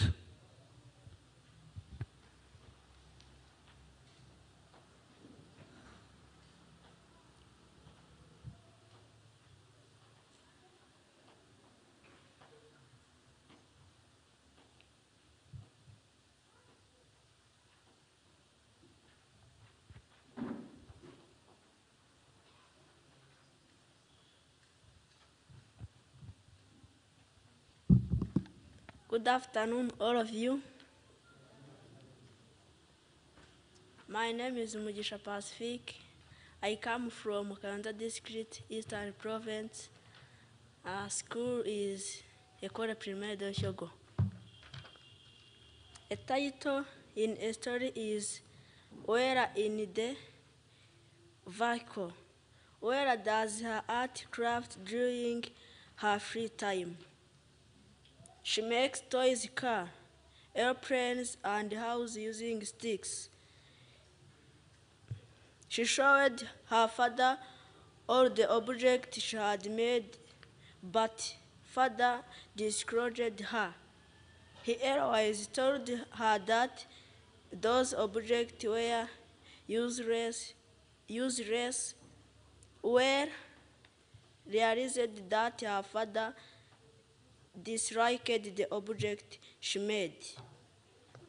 She decided to make them inside her bedroom so that the father could not know.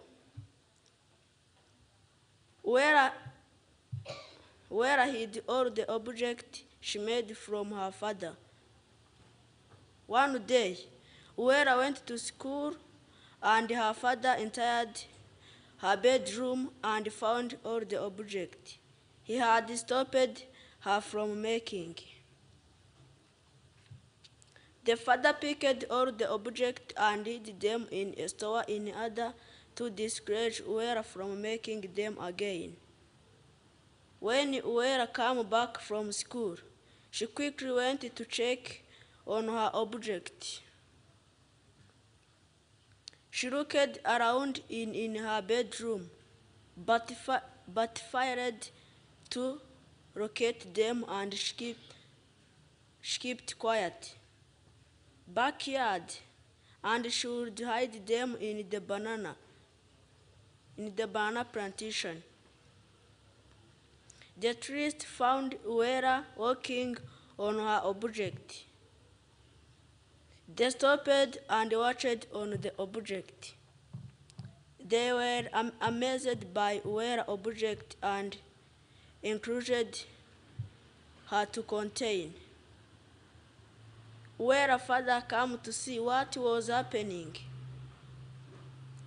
The tourist went with Uera and her father for a tour. They greeted everyone on their way. When they came back home, her father asked her for forgiveness. He gave back all the objects he had hidden. He brought her more sticks to make more objects. Thank you. Thank you so much.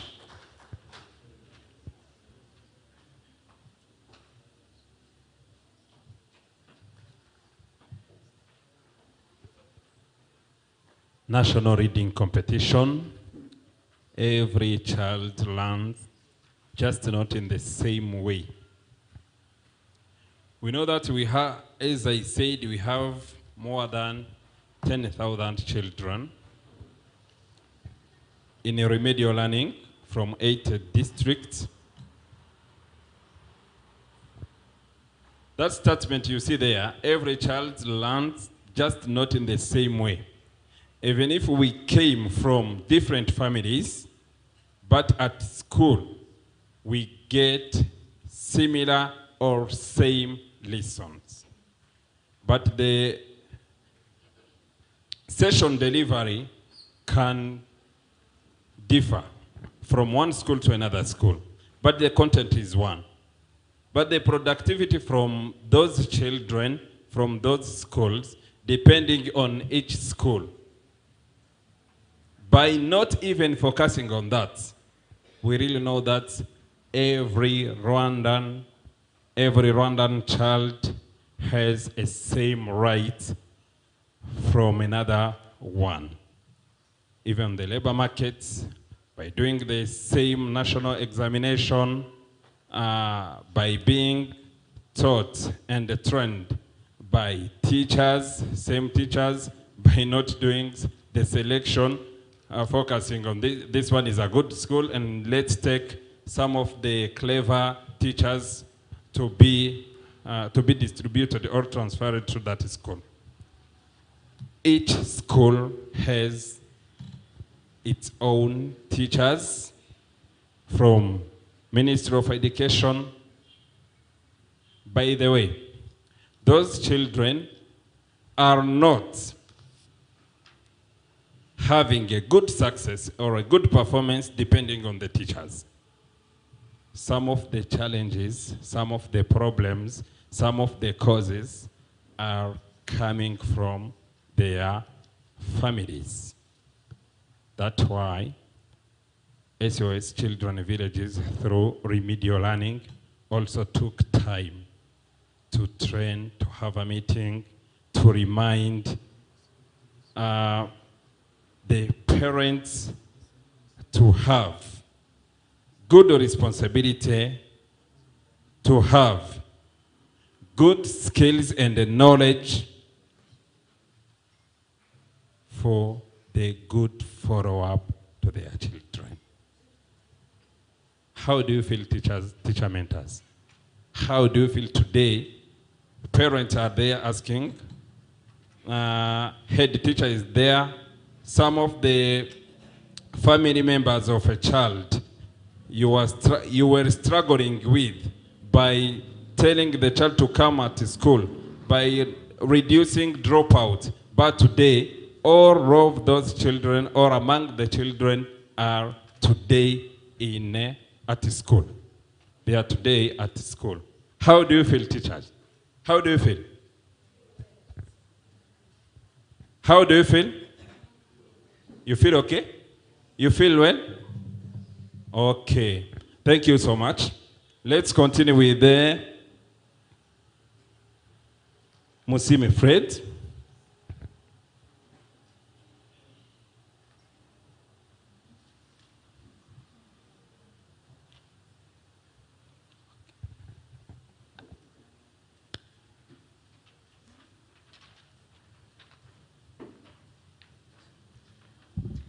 Good afternoon, everybody. My name is Musime Fred. I'm coming Rwamagana. Title is Where in the Vehicle. Where does art craft during her free time? She makes toy car, airplane, and houses using stick. She showed her father all the objects she had made, but her father discouraged her. He always told her that those objects were useless. Uella realized that her father disliked the object she made. She decided to make them inside her bedroom so that the father could not know. Uella had all the objects made from her father. One day, Uella went to school and her father entered her bedroom and found all objects he had stopped her from making. The father picked all those objects and hid them in the store in order discouraged from making them again. Then Uella came back from school. She quickly went to check her object. She looked around in the bedroom but failed to locate them and kept quiet. Uella decided to change the place where she used to work from. She decided to work from backyard and should hide them in the banana plantation.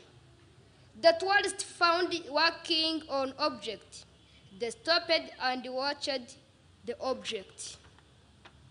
They were amazed by her object and encouraged her continue. Well, they gave her money, and she kept with her father. The tourists went well, and her father forthought. They greeted everyone their way. When they came back home, her father asked for forgiveness. He gave back all objects he had hidden. He brought her more stick to make more objects. Thanks.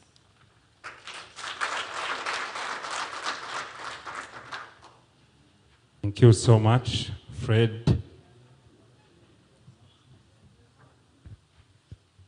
Arakoze cyane Fred.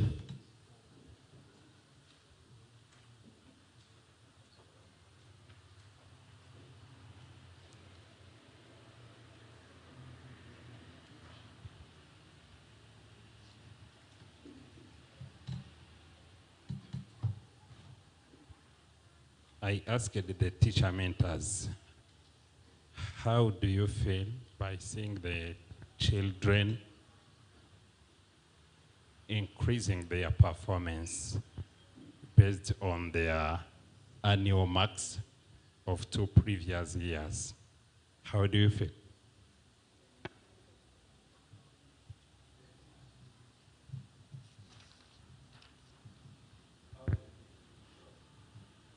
I'm feeling okay because he or her performance is increasing, but we continue to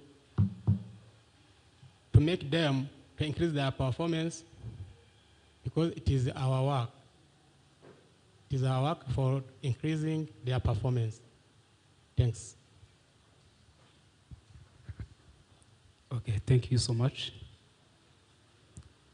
It is courage for the teachers and the peoples, how to encouraging, how to read, how to memorize, and understanding, even to increase their mind, how to read in their and their knowledge developed.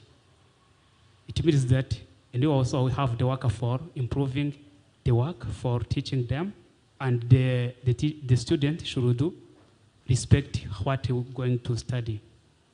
It means that it's okay.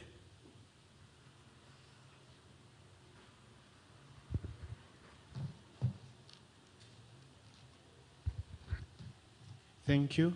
As teacher, we are very excited due to how these students are very talented and how they improved their level of reading from the below 50 up to now. Now here we are. They are reading as quick as we do, as correct as we do, and we have to remember that they were as lower as we said last year's. They were in a lower performance. Now here we are. Thank you.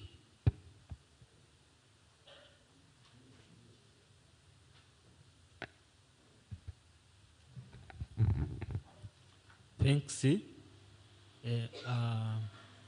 In the last year, the children will it is a high level of the learner which are not reading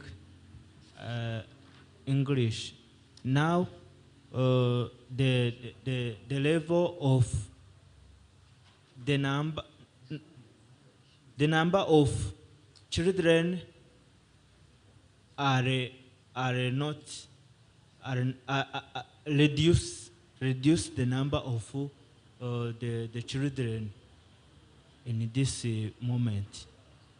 Thank you. Thank you. According to the last year's competition, today's our students have been presented good competitions, and according to the total marks they have got next year, our students have high competence, and also they have the confidence which is at the high level compared with the next year competition. At this time, we have confidence and we are sure this competition will be improved our runners in their life. Thank you so much. Thank you so much, teachers. As teachers said, this competition of this year, compared maybe to the next competition of, the next competition will be better compared to this one.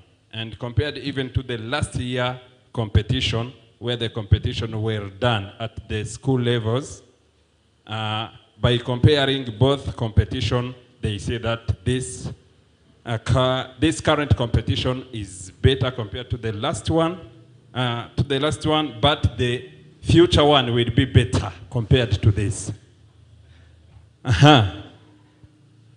Let's continue with the Ariete Ishimwe.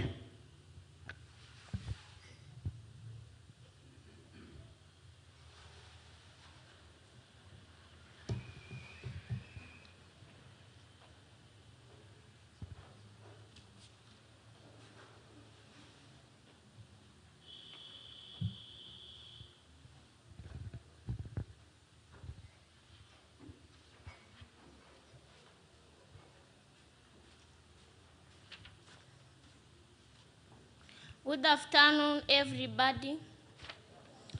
My name is Ariet Shimwe.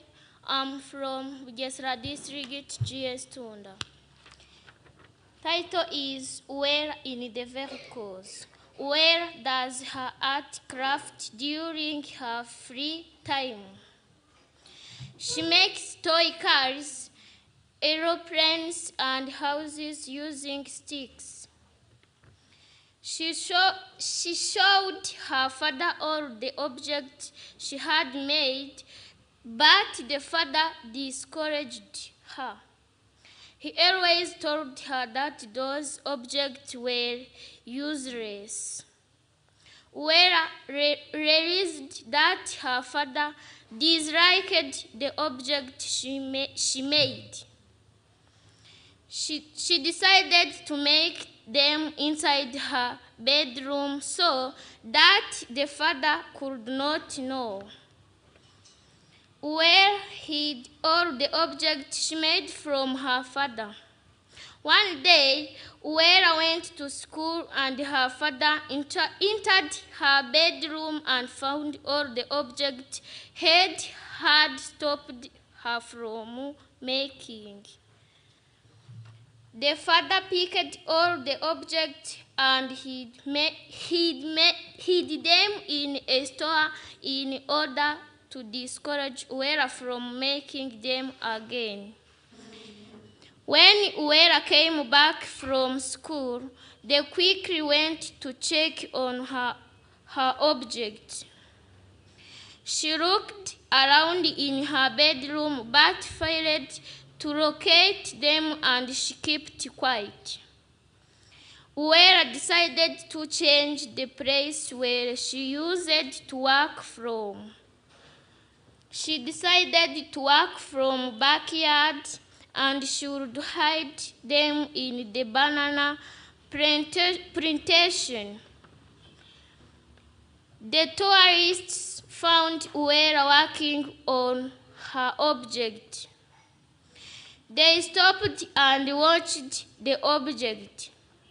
They were amazed by Uwera's object and encouraged her to continue. Uwera's father came to see what was happening. The tourists picked some of Uwera's objects. They gave her money and she kept it with her father. The tourists went with Ware and her father for a tour. They greeted everyone on their way. When they came back home, her father asked her forgiveness. He gave back all the objects he had hidden. He brought her more sticks to make more objects. Thank you. Thank you so much. Clap the hand for this young lady.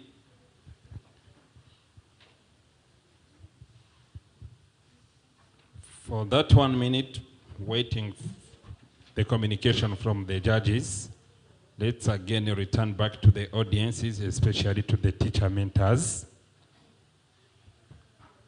who are more important, who are the strong pillar by putting into implementation this program of remedial learning.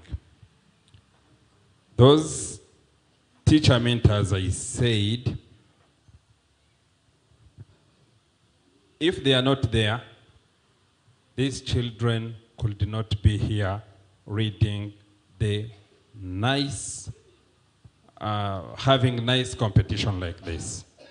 But through their support, through their commitment, through their engagement, everything today is rolling as good as well.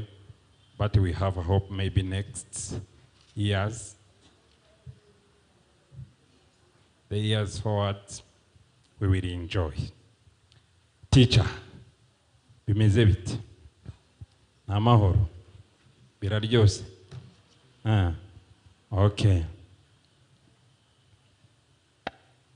In short, this remedial learning, by comparing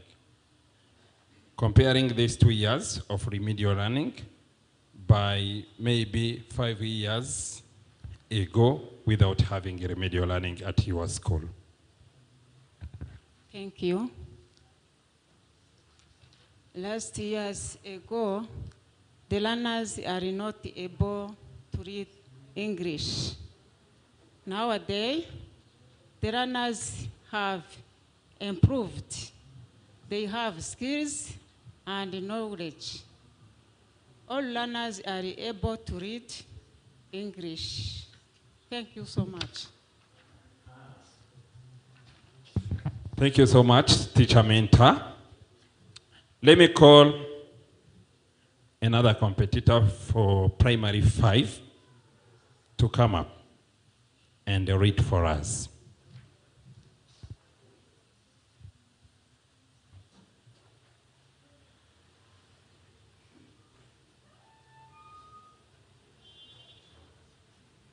Mutoniwase Sandrine. The floor is yours.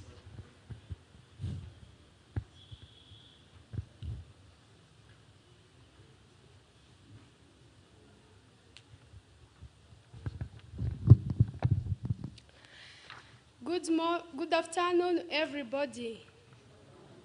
My name is Mutoniwase Sandrine.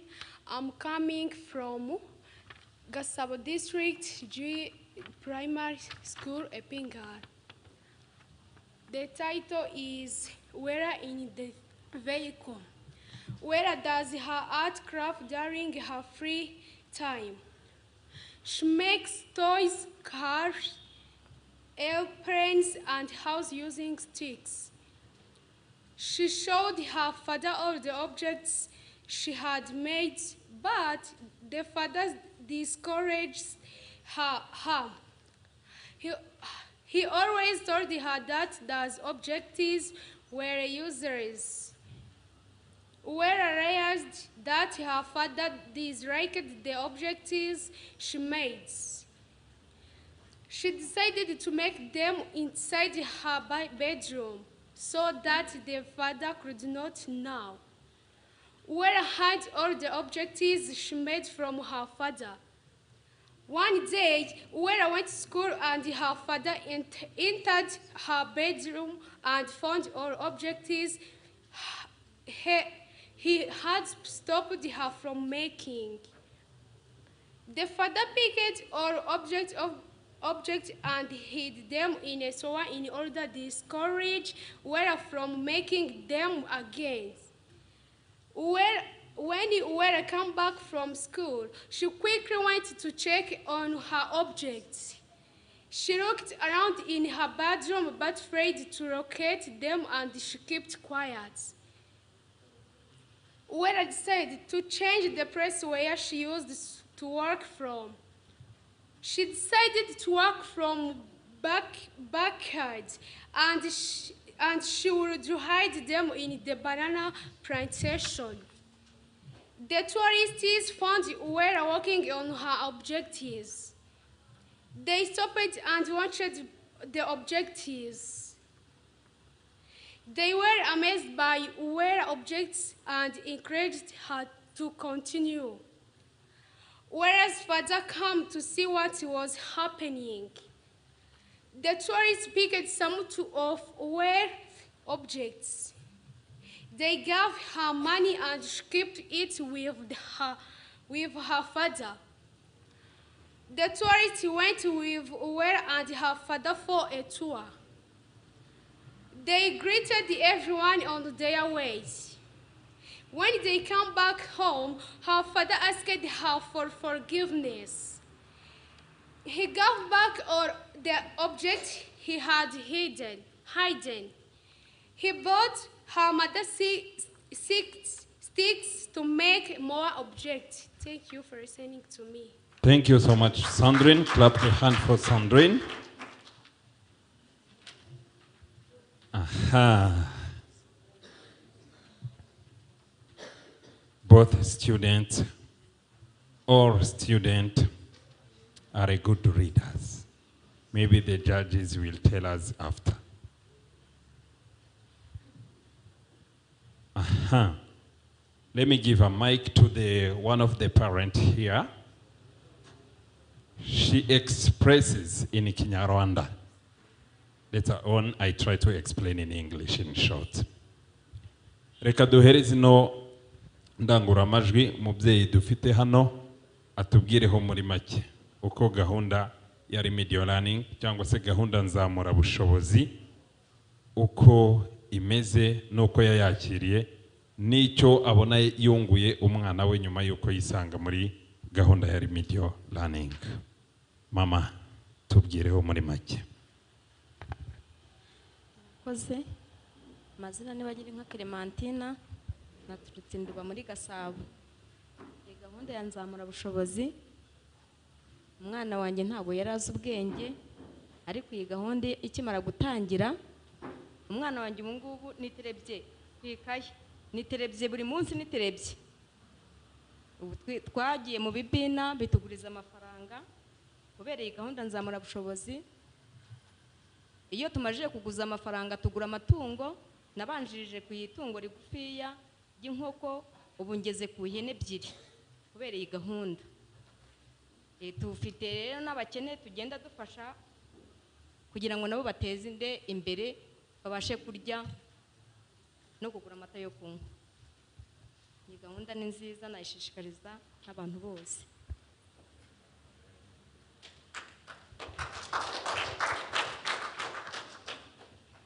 Murakoze. Amazina ni Rukimbera Innocent. Naturutse mu karere ka Musanze. Naje ndi umubyeyi w'abana tuje no kureba ko uburyo amarushanwa y'abana bacu agenda. Bityo iyi gahunda ya SOS nzamura bumenyi byadufashirije n'abana.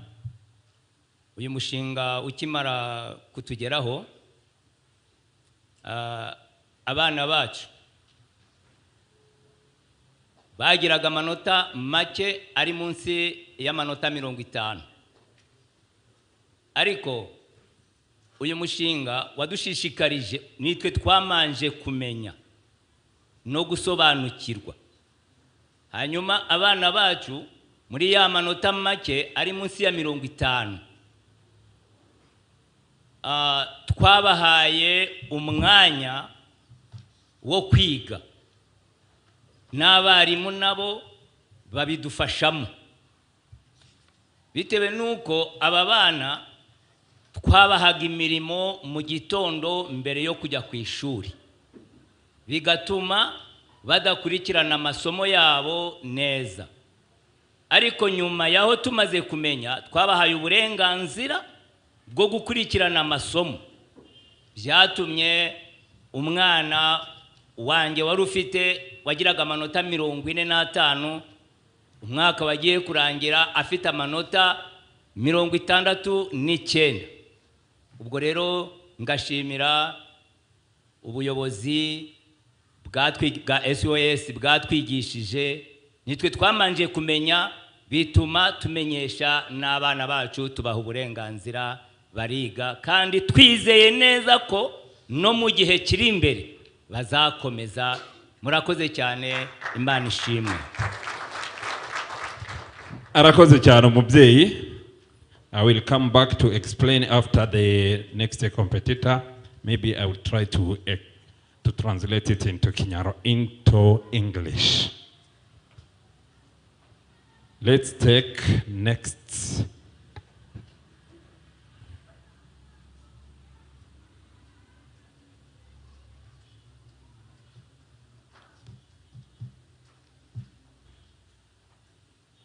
Protect ourselves. My bag is around.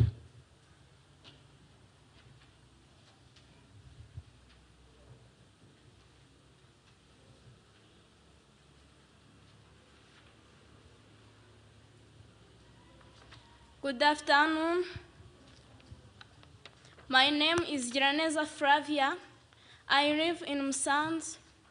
I study in GS Kivumu P5A. I read story in Uwera in the Van class. Uwera does her art craft during her free time. She makes toy cars, airplanes, and house using sticks.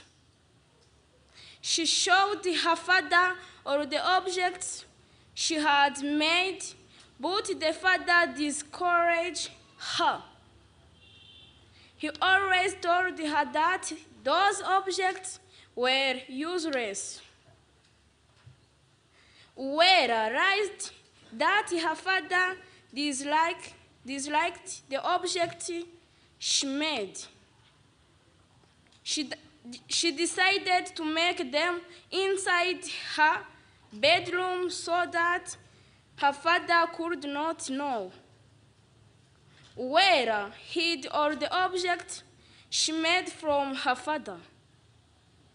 One day, Uwera went to school and her father entered her bedroom and found all the objects he had stopped her from making.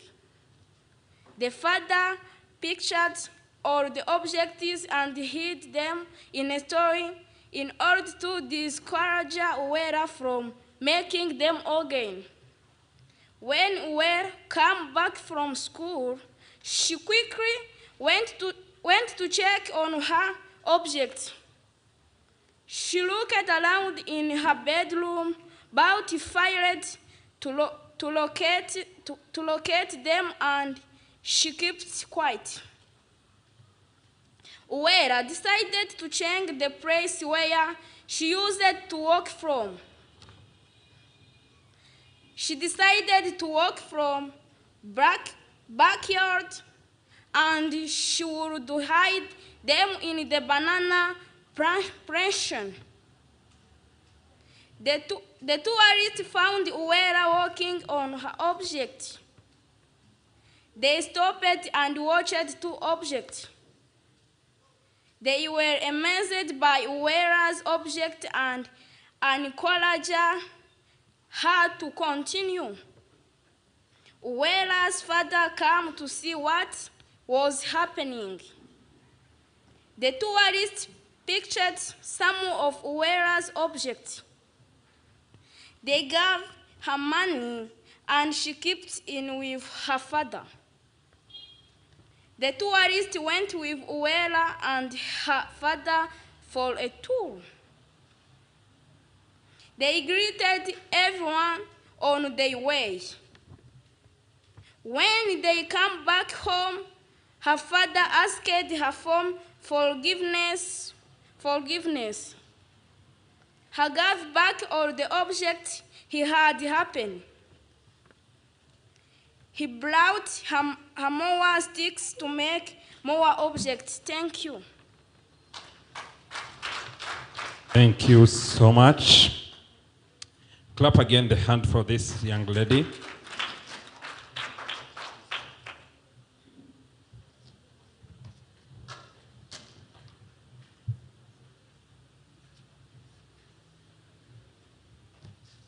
By still waiting the last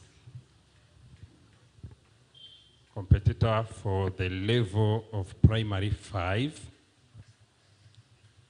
Let me just return back to some of the word from the parents.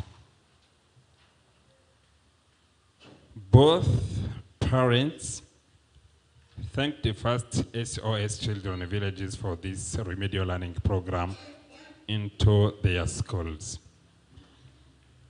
Remedial learning helped the children to boost, to improve their marks, whereby their children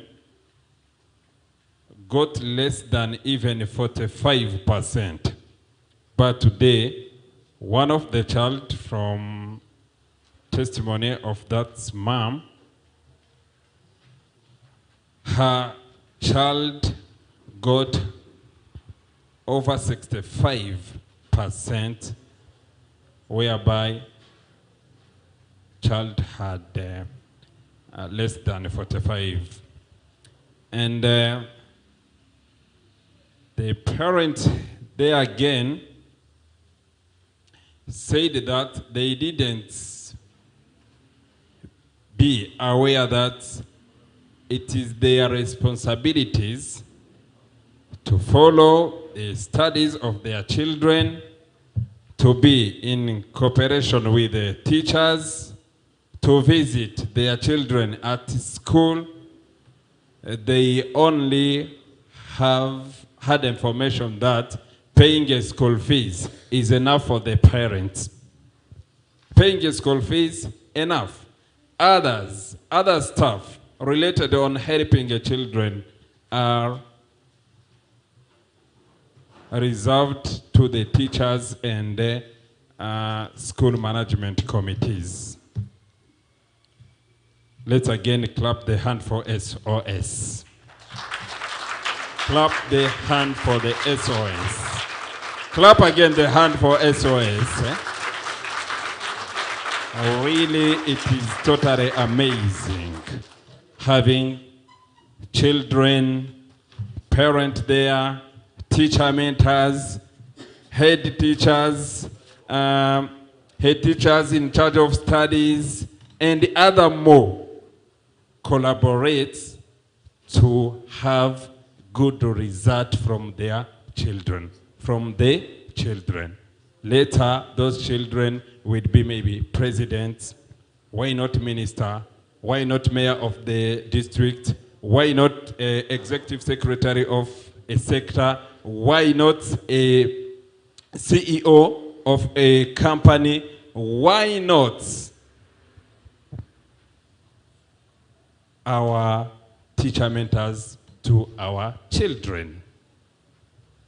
Okay, let's take the last competitor of primary 5.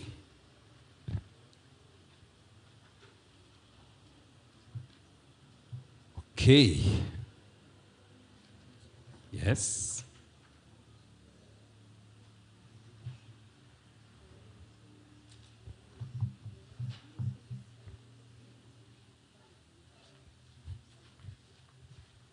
My name is Hirwa Obed. I am coming from Gicumbi district.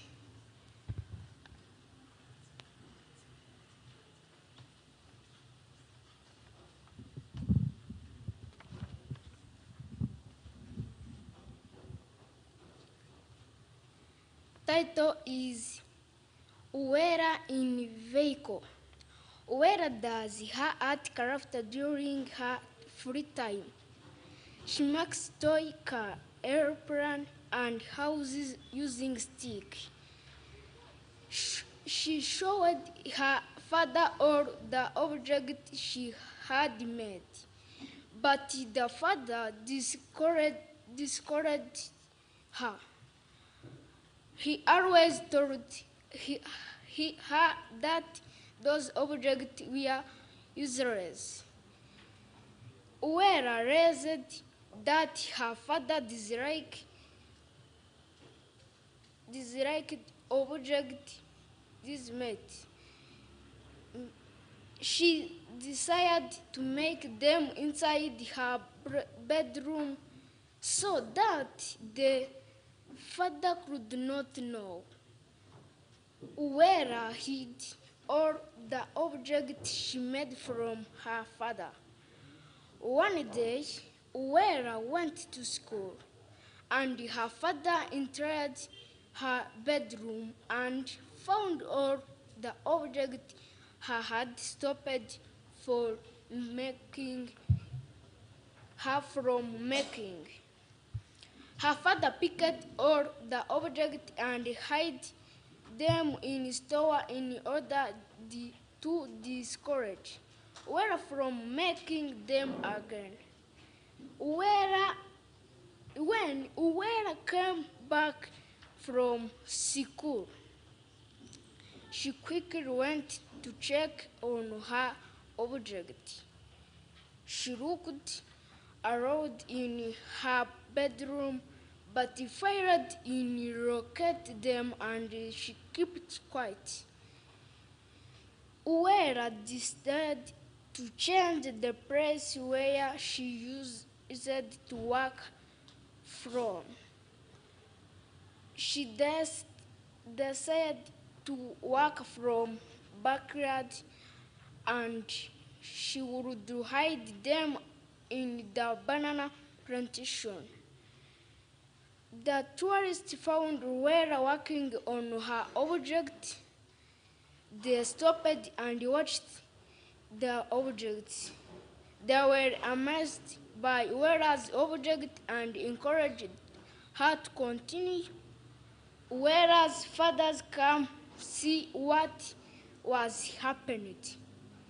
The tourists picked some Uwera's objects. They gave her money, and she kept it with them, her father. The tourists went with Uwera and her father for tour there, greeted everyone on their way. When they come back home, her father asked her for forgiveness. He gave back all the objects he had hidden. He brought her more stick to make more objects. Thank you. Thank you so much, Mr. Obede Hirwa. Take your seat. The last competitor for primary 5. We're just going to prepare the competitor from primary 4. Okay? Primary 4. All of them. Student from primary 4. Please, may you stand up? Stand up only. Come here up, all of you. Primary 4. Come here, we dance. Okay, by preparing the competition, we're going to dance, okay? Huh? Because of you are the youngest children in this room. Okay? You are also, you know that we start remedial learning from primary 4. We go primary 5, then primary 6. Once we are in primary 4, we are preparing to be in primary 5. Later on, 6, and then we go in secondary school. Let me just see if you know how to dance. I don't know if the DJs there or sound system can help for a simple music. If not, we can do it ourselves. You dance yourself. Just dance. Shaka kubona mubyina nyine tubanze twitegure dushire n'ubwoba tumenye uko bihagaze. Babashiremo akazike. Akaye kazike. Akaye. Bose barakabonara. Turakoresha telefone. Barakabona. Shaka kubona mubyina nyine tubanze twitegure dushire n'ubwoba tumenye uko bihagaze. Babashire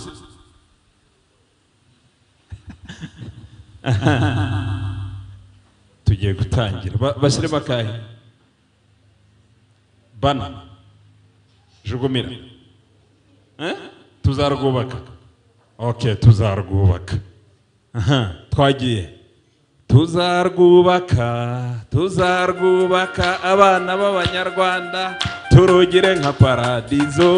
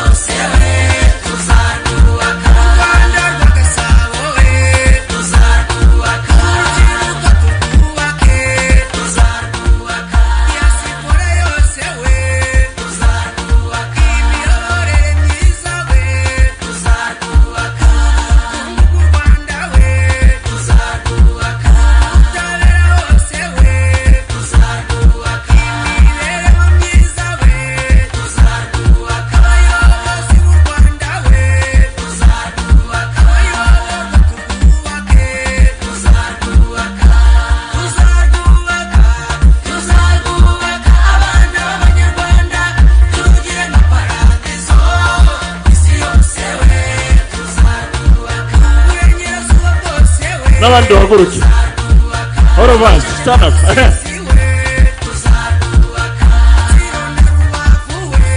tuzarwubaka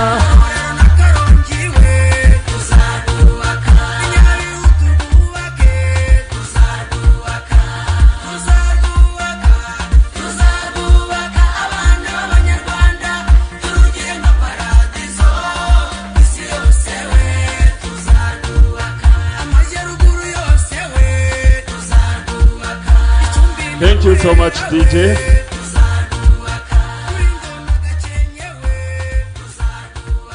Thank you so much. Only Ineza Charlotte who may stay here. Others, please go out.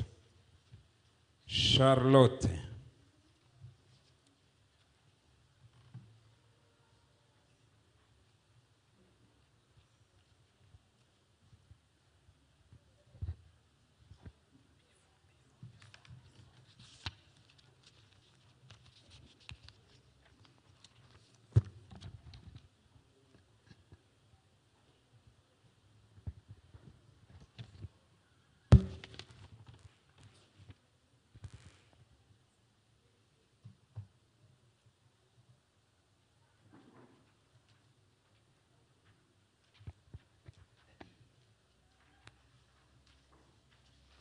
Good afternoon, everyone.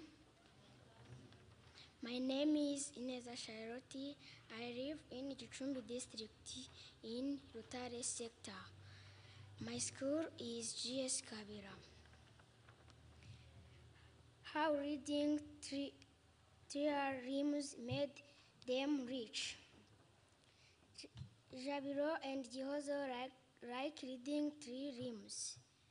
They run faster to see who the best runner is. Their mother does not like that game. She tells them how dangerous it is because they can get caught.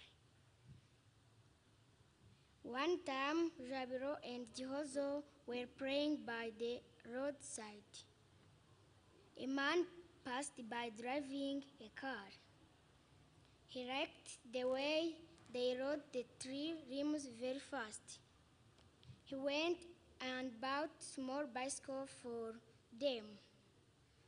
They gave the bicycle to the boys and told them to practice riding the bicycle. Their parents looked for someone to teach them how to ride. The kids were very happy to learn riding. They learned how to ride. They would complete riding a flat areas. Jabiro and Gihozo rode bicycles when they were still young. Whoever saw them riding was surprised by their expertise. One day, their school started a team of young riders. They would practice during free period. The district authorities organized riding competitions. They went the kids to prove their talent in riding bicycles. Their bicycles were old now. They couldn't participate in the competitions. Those who participated competed, but there was no winner. The competitions had to be postponed. Jabiro and Gihozo learned of this. They requested their parents to have their bicycles repaired. They also wanted to participate in the bicycle riding competitions. They had their bicycle repaired. Then they competed using their old bicycles. They both won the competitions. Jabiro and Gihozo were given new bicycles. They were known in their district. Thank you. Thank you so much, Ineza Charlotte. Arakoze cyane Ineza Charlotte umaze kudusomera umwandiko akaba bimburiye abandi bana bose bo mu mwaka wa 4.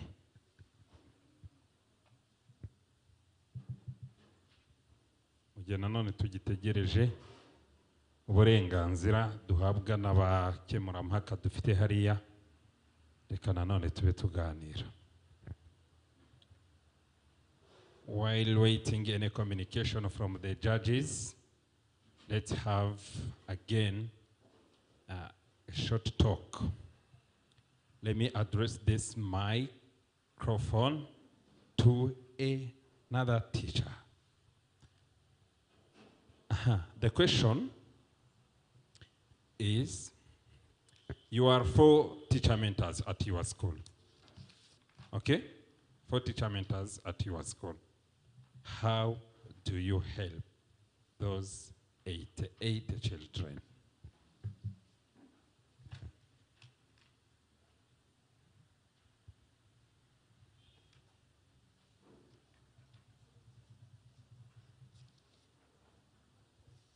Thank you so much. Muranyihanganira mvuge mu Kinyarwanda. Uburyo dufasha abanyeshuri bacu, tubafasha mu bwitange bukomeye,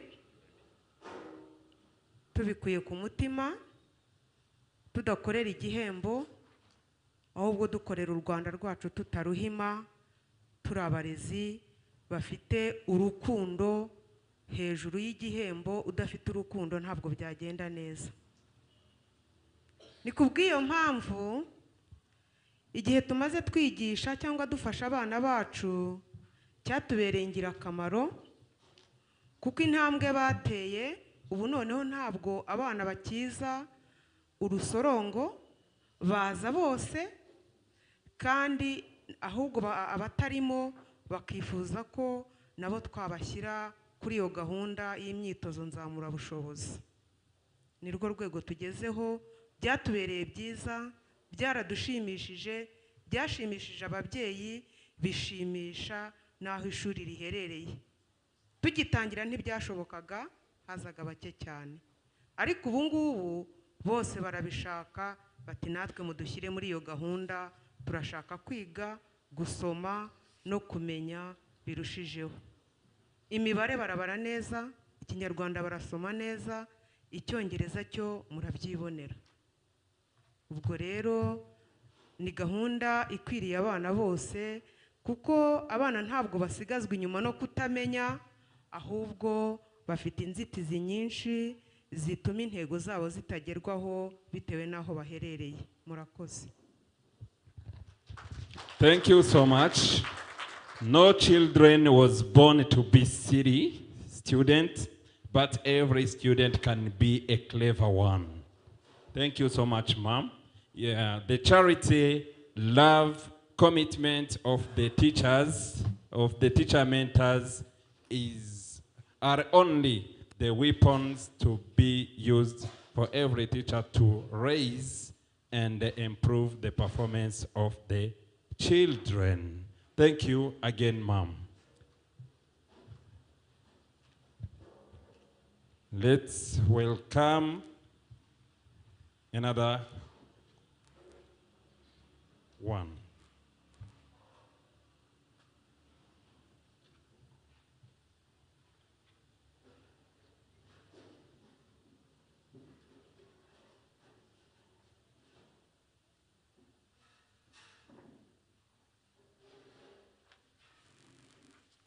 Good afternoon. My name is Wize Emmanuel Wantin. I am coming from Musanze District, GS Karama. The title is How Riding Tire Rims Made Them Rich. Javro and Jews like riding tire rims. They run faster to see who the best runner is. Their mother does not like that game. She tells them how dangerous it is because they can get hurt. One time, Javro and Jews were playing by the roadside. A man passed by driving a car. He liked the way they rode the tire rims very fast. He went and bought a small bicycle for them. They gave the bicycle to the boys and taught them the practice riding the bicycle. Their parents looked for someone to teach them how to ride. The kids were very happy to learn riding. They learned how to ride. They would complete riding in flat areas. Javro and Joes rode bicycles when they were still young. Whoever saw them riding was surprised by the expertise. One day, their school started a team of young riders. They would practice during free periods. The district authorities organized riding competitions. They wanted the kids to prove their talent in riding bicycles. Their bicycles were old now. They couldn't participate in the competitions. Those who participated competed, but there was no winner. The competitions had to be postponed. Javro and Joes learned of this. They requested their parents to have their bicycles repaired. They also wanted to participate in the bicycle riding competitions. They had their bicycles repaired. They competed using the old bicycles. They both won the competitions. Javro and Joes were given new bicycles. They came well now in their district. Thank you very much. Thank you so much.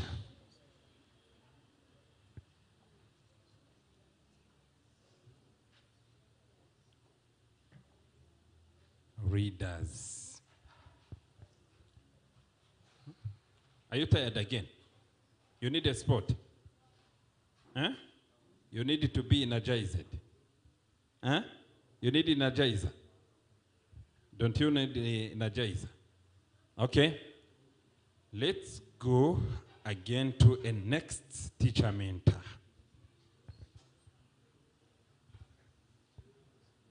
Thank you. Really, I see my learners or our students, they are the best. I see how they read, how they pronounce. They have a confidence. I see that we have the best learners in future and the best leaders. Thank you.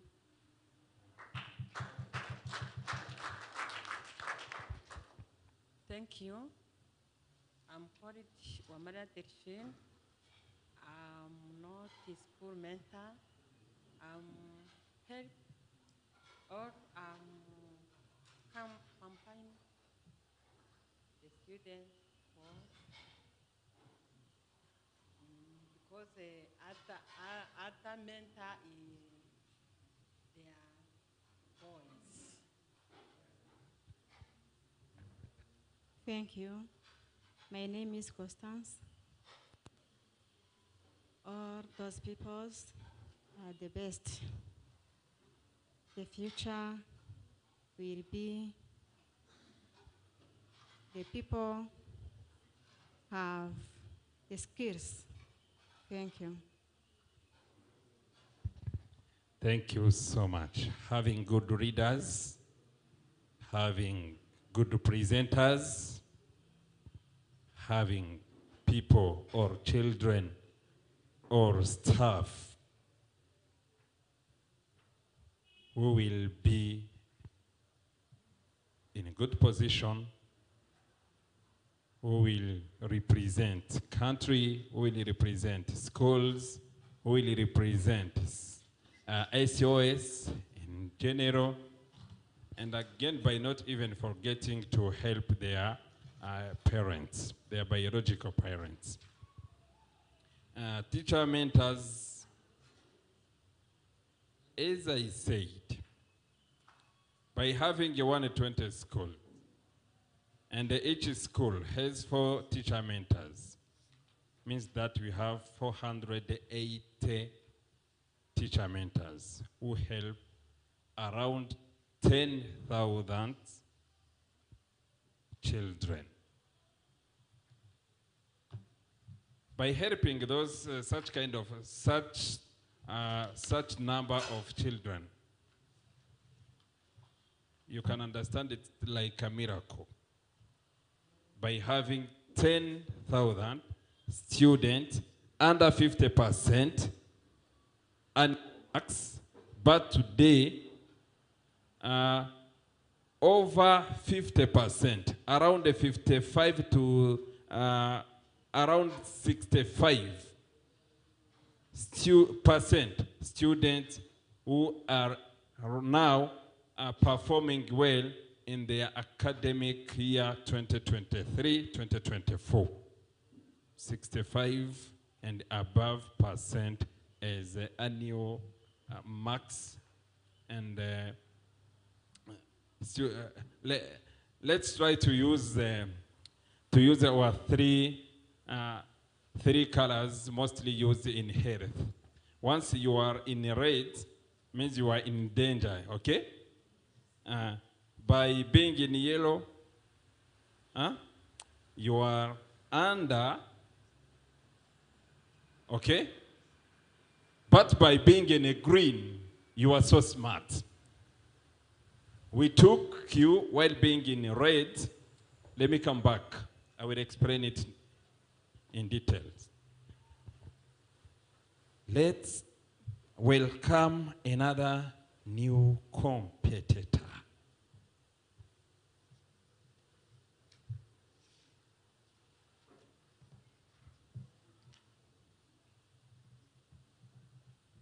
Izere Shalom. Huh?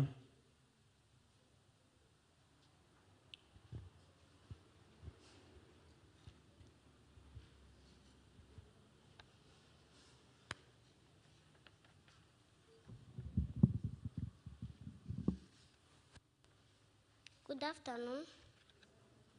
My name is Shani. I come from Jukamilo sector.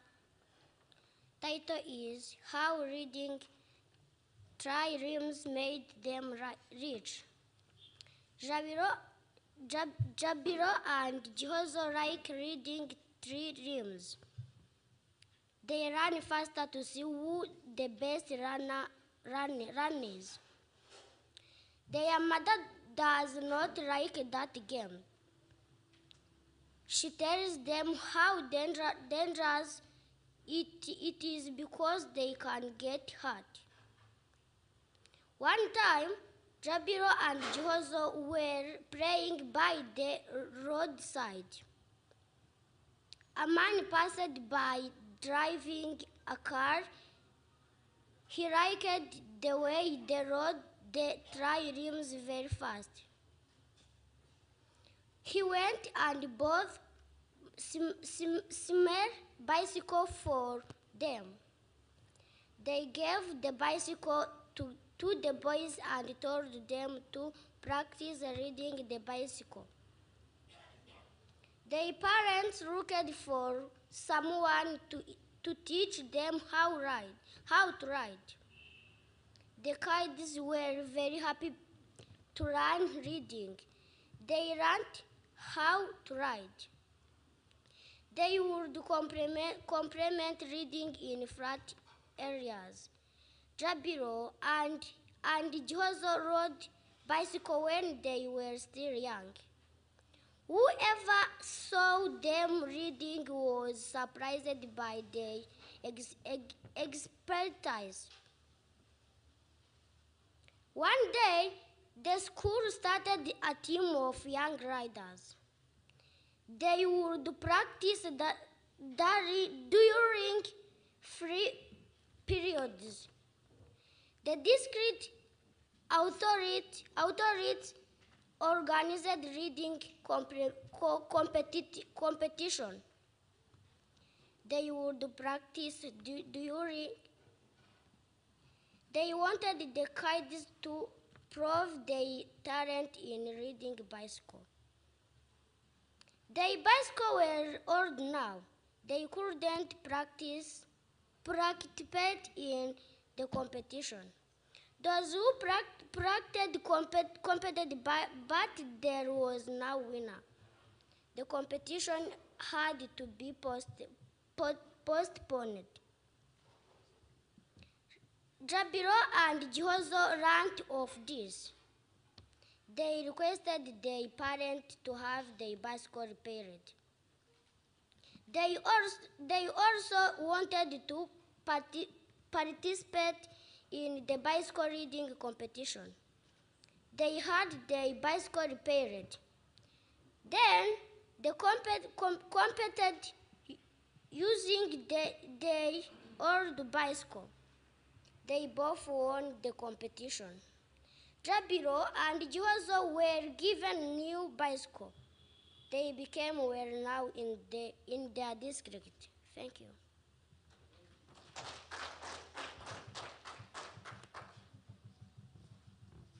Thank you so much.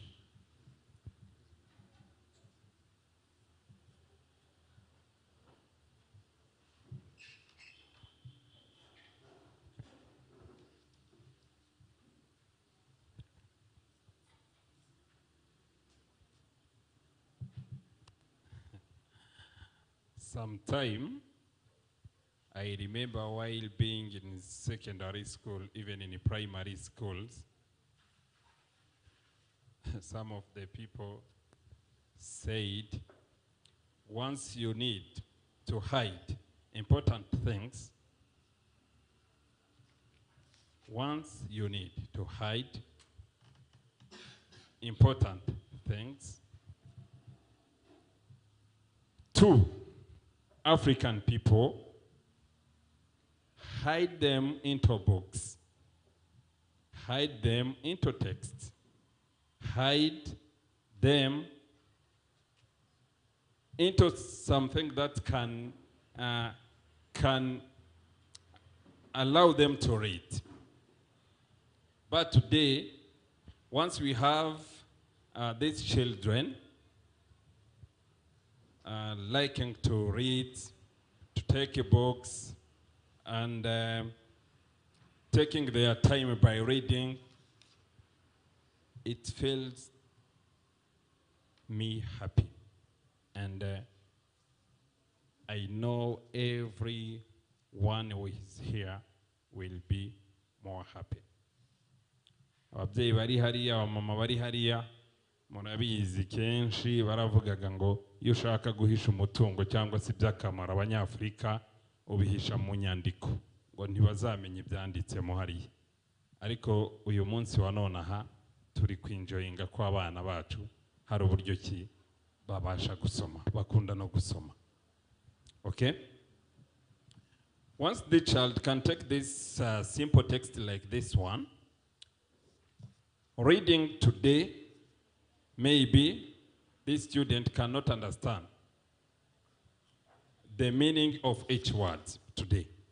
But by repeating to read it tomorrow, after tomorrow, this child will really be aware to know and to understand what this text would like to mean. I think you get me. Okay? Remedial learning today gave books, gave story panels to schools where each school was given more than 135 story panels, 135 books to be used by these children. And we are happy today because of these children try to read all of them. Such kind of books are like story panels where everyone who is in a reading situation cannot be bored from, but enjoying because of those short stories, like even this one. Okay? Aba mama n'aba papa abarimu niki murabyumva mute? Huh?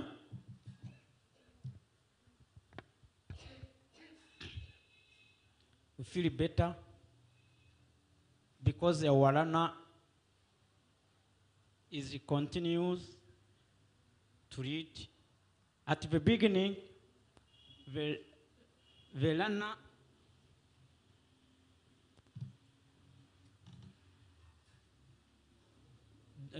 don't need to read, but now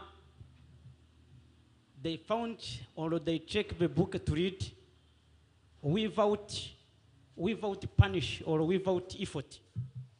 It is better. Good afternoon, all of you.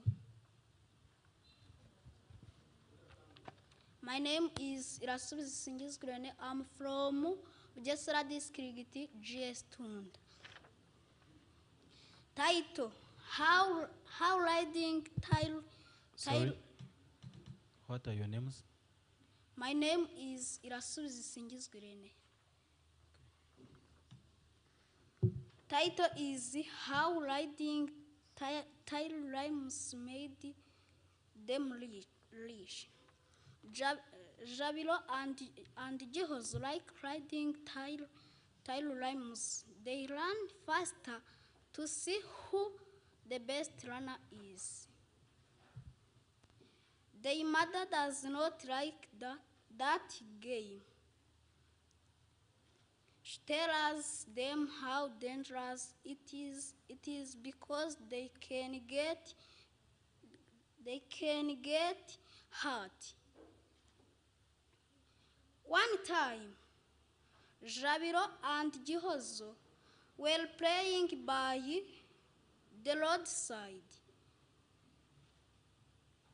A man passed by driving a car. He liked the way they they rode the 3 limes very fast. He went and bought a small bicycle for them. They gave the bicycle to the boys and told them they practice riding the bicycle. Their parents looked for someone to teach them how to ride. The kids were very happy to learn riding. They learned how to ride. They would complete riding in flat areas. Javiro and Gihozo rode bicycle when they were still young. Who ever saw them riding was surprised by their experiences.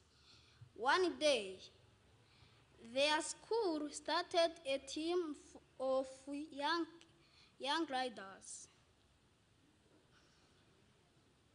They would practice during free periods. The district outreach organized riding competitions.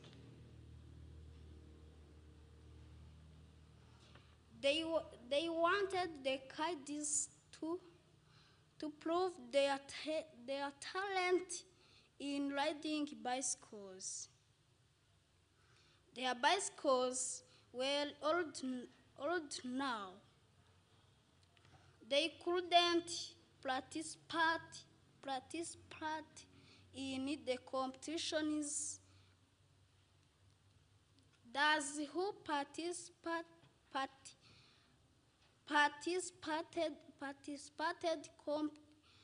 competed, but there was no winner. The competitions had to be postponed.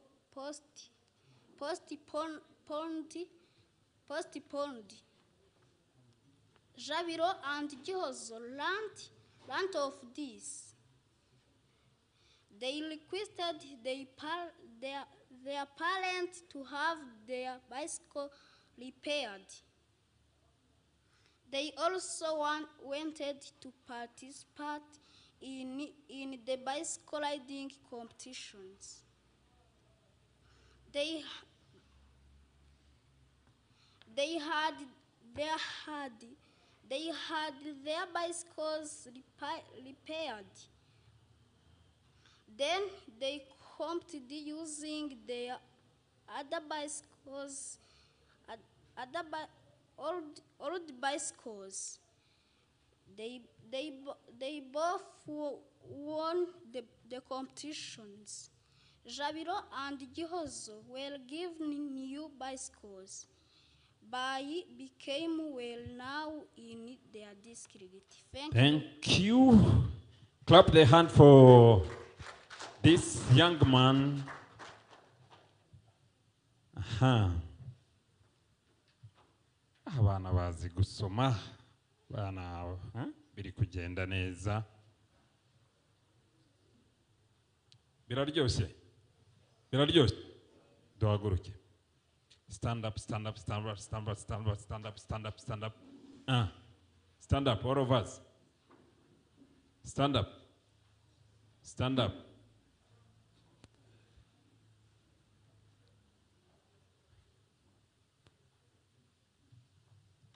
If I say we, you say wa. If I say wa, you say? Okay? We, wa, we, wa. Sure. Uh, do this.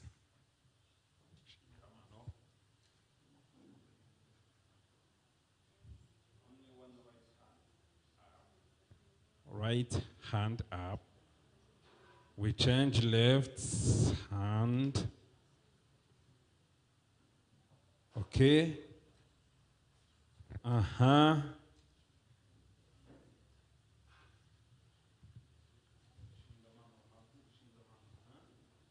Okay. Mm-hmm.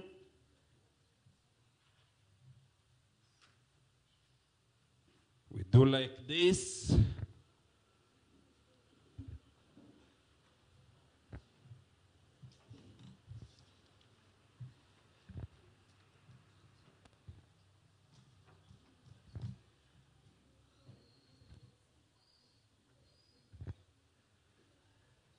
Uh-huh. Judges, are you ready? Can we call another one? Okay, thank you so much. You may take a seat.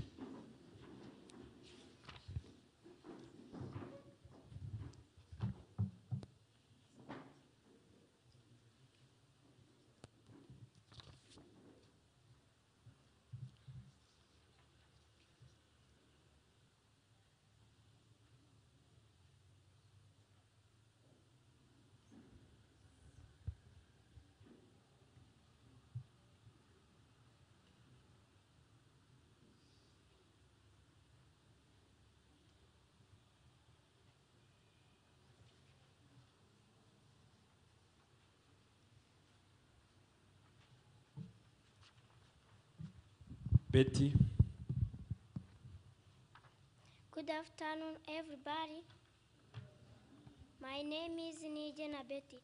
I coming from Eastern Province, Kwamagana District, Gahengeri Sector. Title: How riding type rims made them rich. Jabiro and Gihozo like riding tire rims. They run faster to see who the best runner. Their mother does not like that game. She tells them how dangerous it is because they can get hurt. One time, Jabiro and Gihozo were playing by the roadside. A man passed by driving a car. He liked the way they rode the tire rims very fast. He went and bought small bicycles for them. They gave the bicycle to the boys and told them to practice riding the bicycle. Their parents looked for someone to teach them how to ride. The kids were very happy to learn riding. They learned how to ride. They would complete riding in flat areas.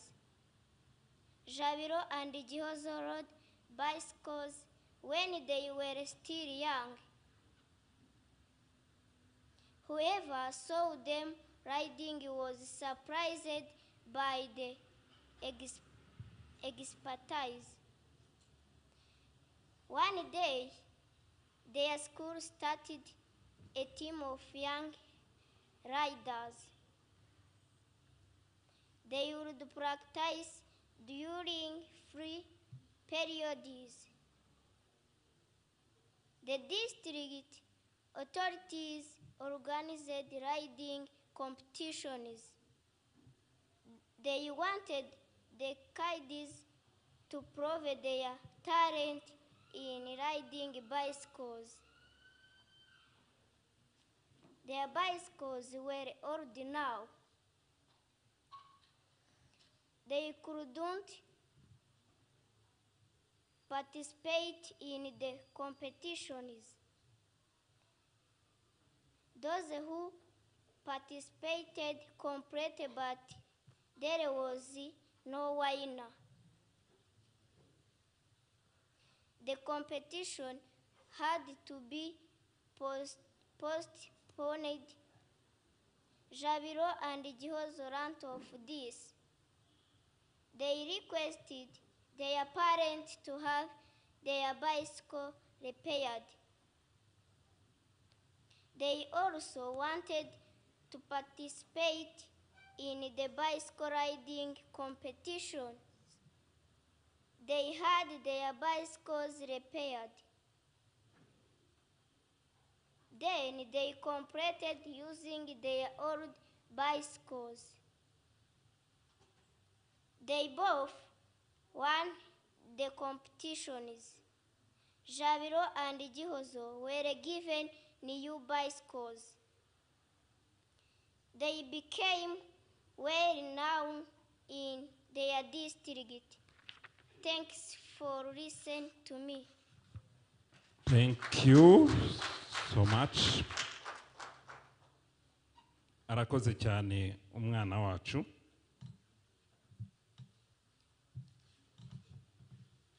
We know that knowledge is one of the potential power.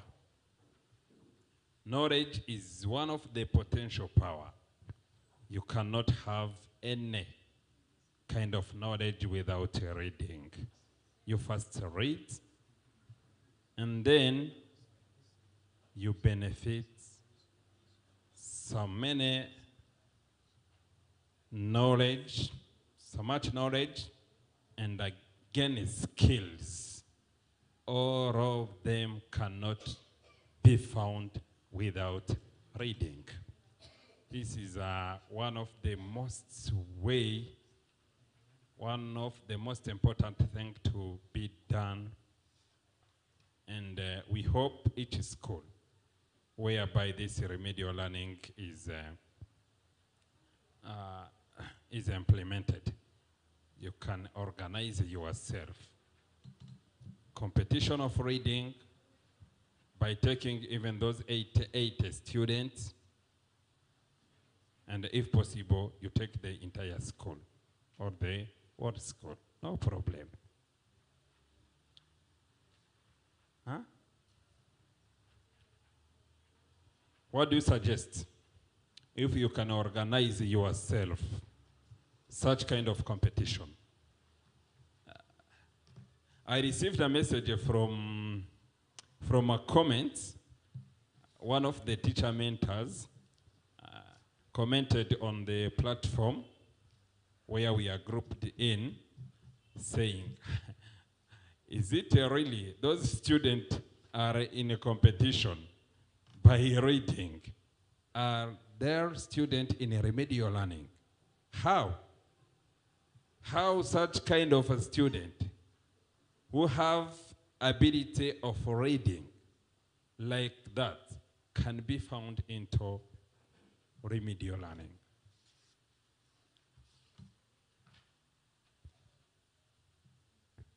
How? Do you get it? Do you think about it? How a student who were taken by having less than 50% as annual marks can read in the right way as they read and be found into remedial learning. Is this benefit of reading, benefit of being into remedial learning? Judge is ready? Can call another one? Okay.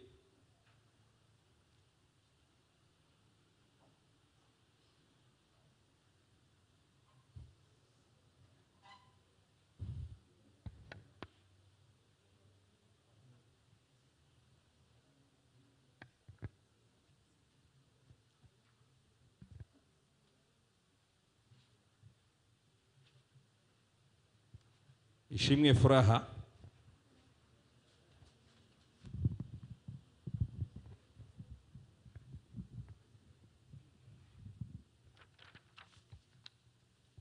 Good afternoon, guesting on ladies and gentlemen.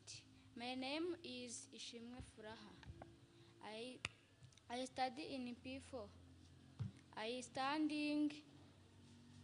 standing front of for reading English. Title. How reading rhymes made the rich. Jabiro and Dios like reading rhymes. They run fast to see who the best run is. The mother does not like that game. She tells them how dangerous it is because they can get hurt. One time, Jabiro and Gihozo were played by the roadside. A man passed by driving a car. He liked the way they rode they tie rhymes very fast. He went and bought me bicycle for them. They give the bicycle to the boys and told them to teach reading the bicycle. Their parents looked for someone to teach them how to ride. The kinds were very happy to learn reading. They learned how to read. They would complete reading in flat areas. Jabiro and Gihoza rode bicycle when they were young. Whoever saw them reading was surprised by the expertise. One day, their school started a team of young guys. They would practice reading free periods. The district authorities organized training competition. They wanted the kinds to provide their talent in reading bicycle. Their bicycle were old? No. They could not part in the competition. Those who competed but where was no wine. The competition is had to be postponed. Jabiro and Jiho's right of this they requested their parents to have their bicycle repaired. They also wanted to participate in the bicycle riding competitions. They had their bicycle repaired. Then they competed using their old bicycles. They both won the competition. Jabiro and Gihozo were given now bicycles. They become well known in their district. Thank you so much. Thank you. Arakoze cyane ishimwe Furaha. Thank you so much, Furaha Ishimwe.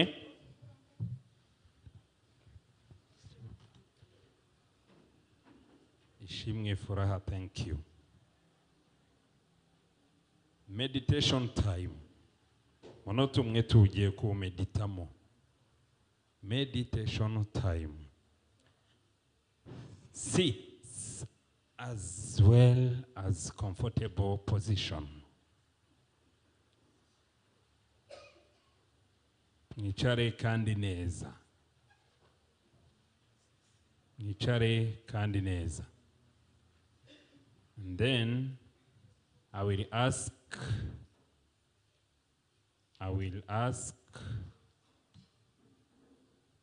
those guys who are supporting in sound to play a relaxing music, any, if they can found. If not, we proceed, no problem. Twicare twemye, sibyo? And then duhumirize. Close your eyes. Thank you. Humiriza.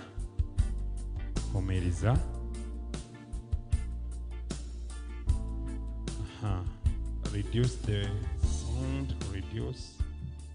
Fine. Background like that one. Murakurikira ibyo ndi kuvuga, abakanuye hoya muhumirize, mwese muhumirize. Then take time for thinking about you. Think about you.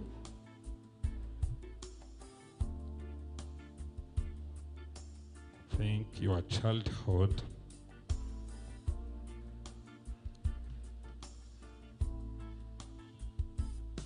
Take a time.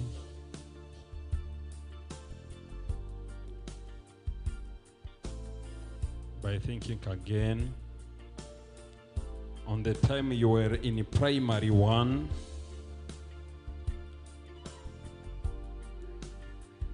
where it was somehow difficult for you.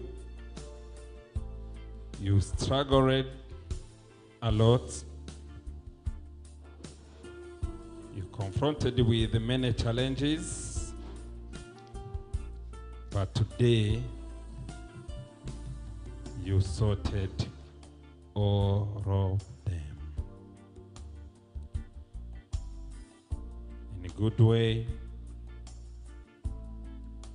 maybe in a wrong way. Maybe you took wrong decision based on what happened on you. Think again.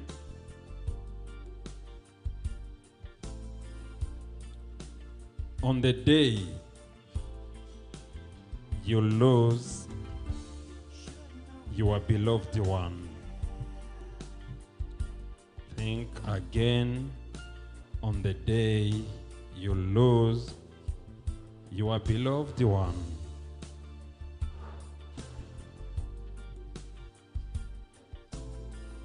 Again,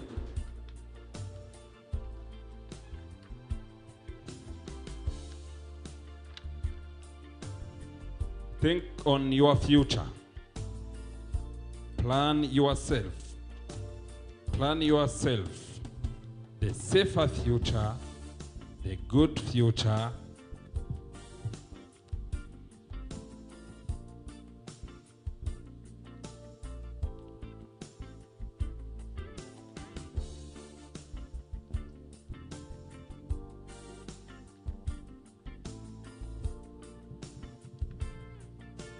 Again, think on your achievements done in this 2024. Think on your achievements in this 2024. Ongera witekerezeho, utekereze ibyo wahiguye, utekereze ku byo wagezeho, utekereze ku ntsinzi wagize muri uyu mwaka wa 2024 ubundi umwenyuremo nk'umuntu wishimiye intsinzi wagezeho. Ndagusabye mwenyuraho gake, ongera umwenyureho gato, mwenyuraho nanone.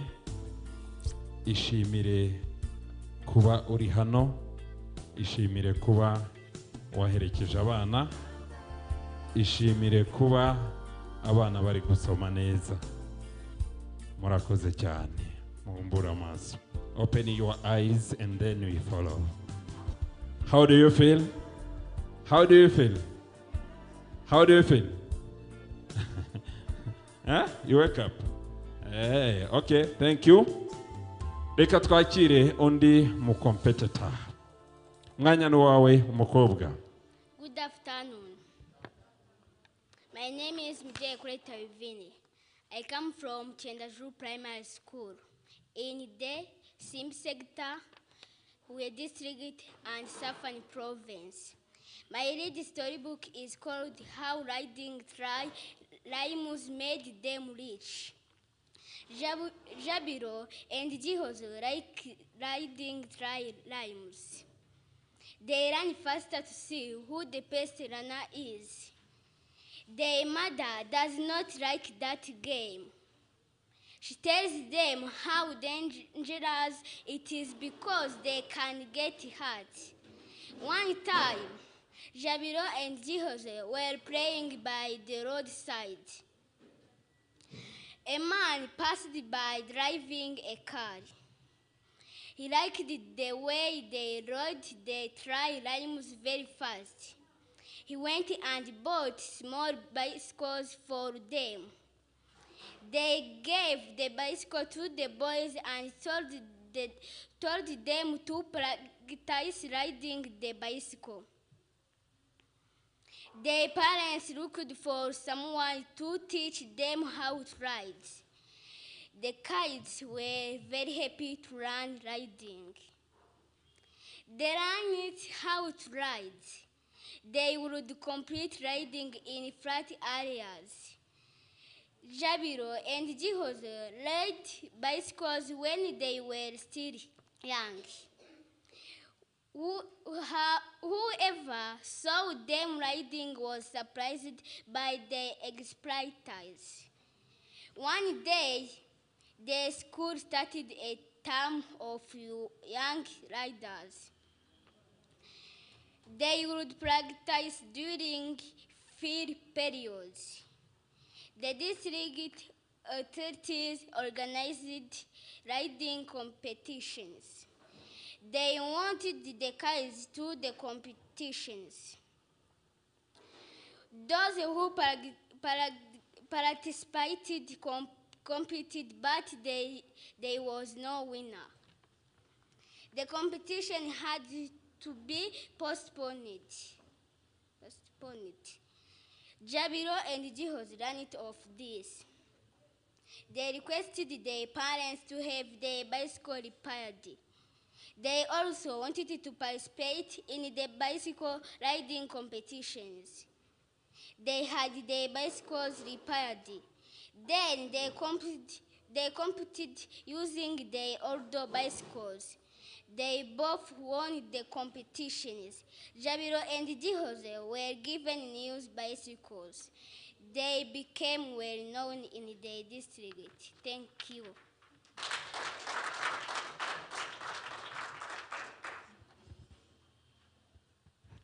Arakoze cyane. Thank you. Dusigaje umuntu umwe.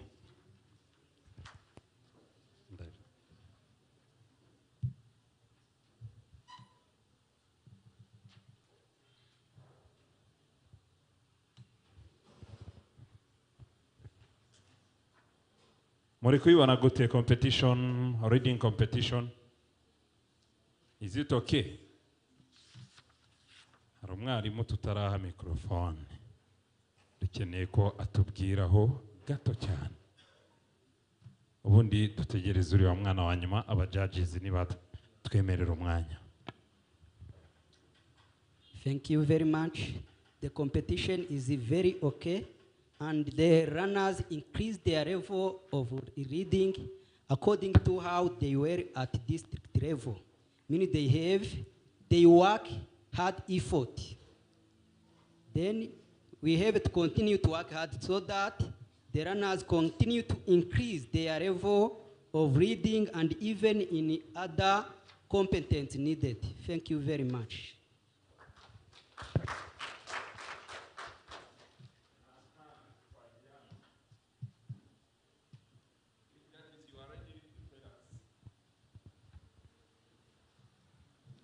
The competition is going well, and we are very happy to see learners like this, youngest ones, go there in front of the groups like this and read frequently and read without without having afraid of person. It is a good work that we have done, and we wish to help them in the coming time for them to do more than that. Thank you. Thank you also.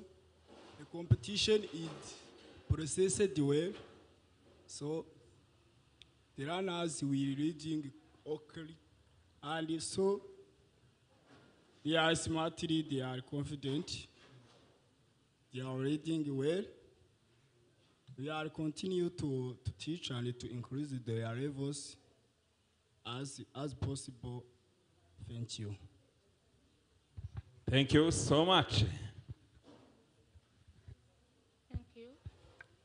The learners are confident to read in front of the people like this. It is very good because if the learner has less than 50%, today they have the high level to read English and Kinyarwanda.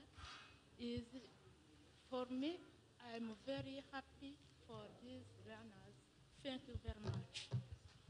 Thank you. The last reader, please.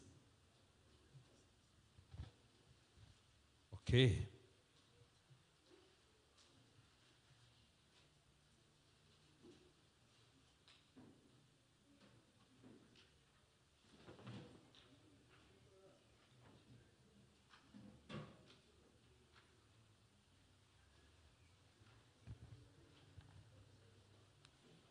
Good afternoon.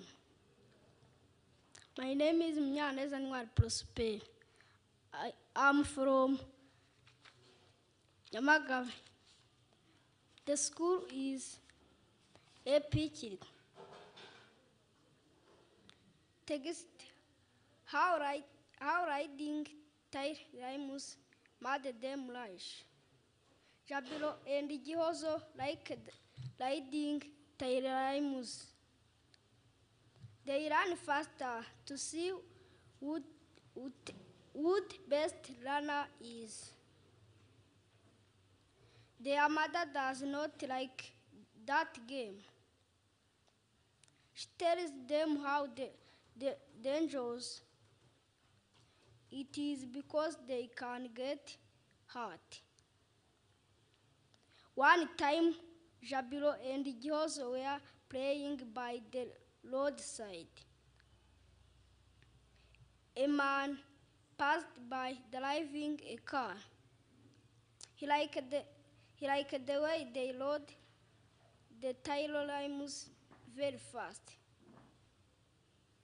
He went and bought small bicycles for them. They gave the bicycle to the boys and told them to practice riding the bicycle. Their parents looked for someone to teach them how to ride. The kids were very happy to learn riding. They learned how to ride. They would complete riding in flat areas. Jabiro and Jose rode bicycles when they were still young. Whoever saw them riding was surprised by their expertise. One day, their school started a team of young riders. They would practice during free periods. The district authorities organized riding competition. They wanted the kind to prove their talents in riding bicycles. The bicycles were ordinary. They couldn't participate in the competitions. Those who participated competed, but there was no winner. The competitions had to be postponed. Jabiro and Jose ranted of this. They requested their parents to have their bicycles repaired. They also wanted to participate in the bicycle riding competitions. They had their bicycle repaired. Then they competed using their old bicycles. They both won the competitions. Jabiro and Jose were given new bicycles. They become well known in their district. Thank you. Thank you. Aha. Competition now, it takes ends. Okay? Another task is assigned to our beloved important judges. Later on, we will return back here by the time we will be assigned to the judges. Let me tugiye gusubiramo ibintu ngiye kuvuga. Okay? Sibyo? Sibyo?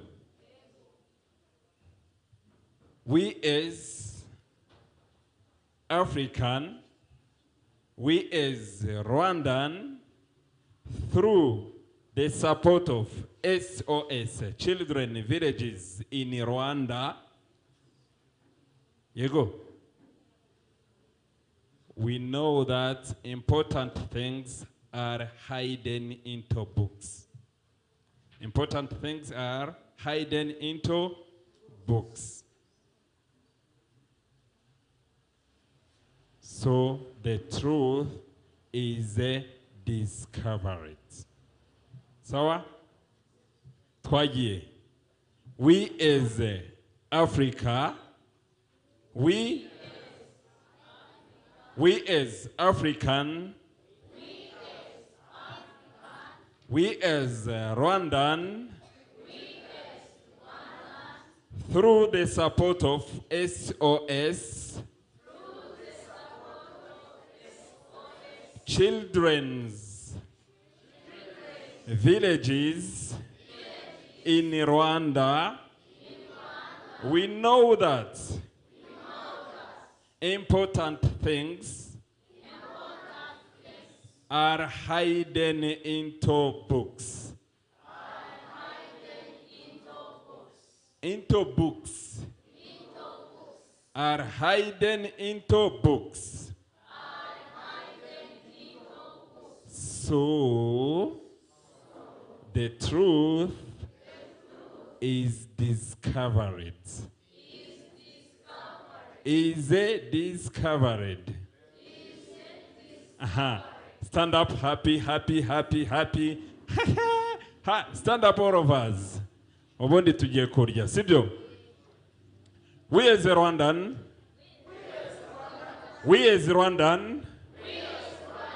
through the support of SOS Children Villages in Rwanda, we know that important things are hidden into books. So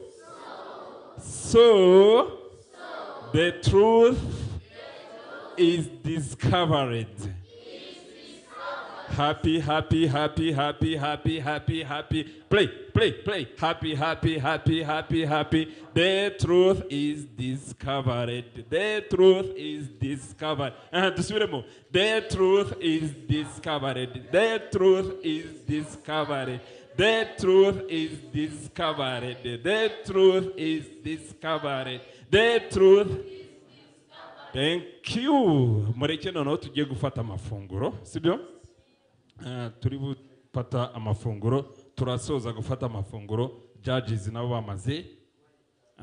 And again, let me tell you that that time we took between one reader to another reader was requested by judges.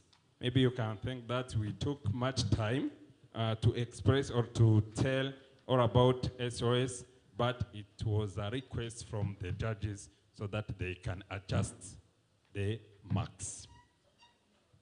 Tujye gufata amafunguro mu kanya. Break for 30 minutes. Okay.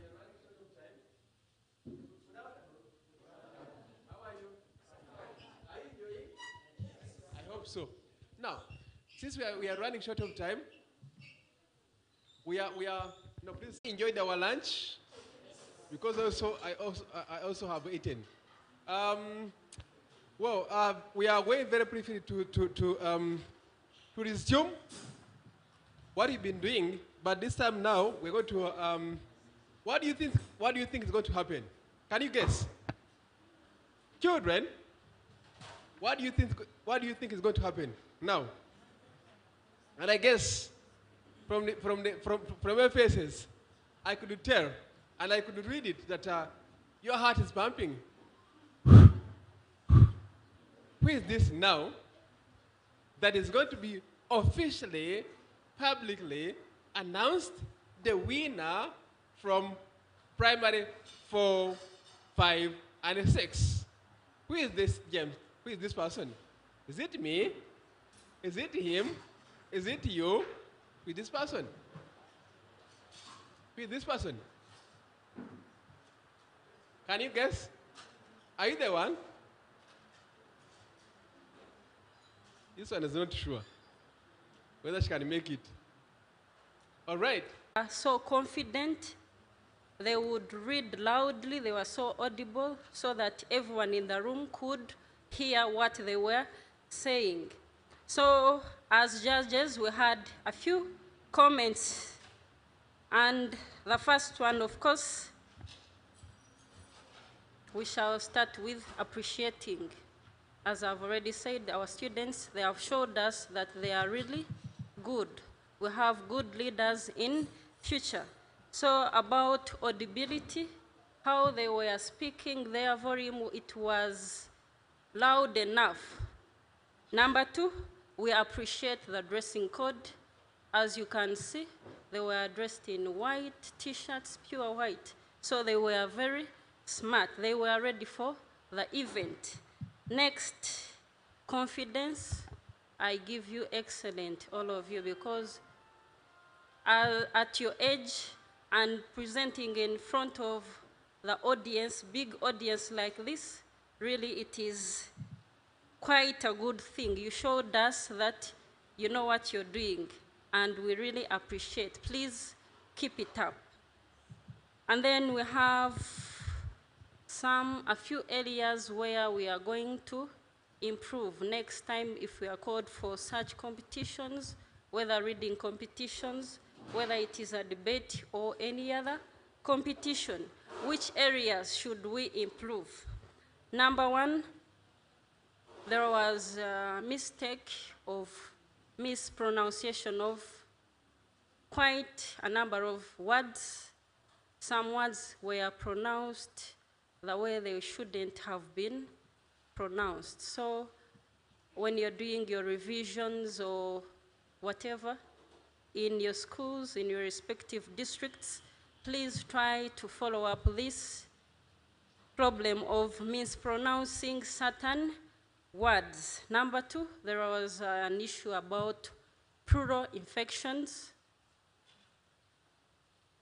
You could find a word is in plural. For example, if it is pick, instead of saying picked, you're saying picked. Are you getting me? Yes. Objects, you're not pronouncing that S, you say object, yet the S is there. So you should mind about the plural infections. If a word is in plural, please put it in plural.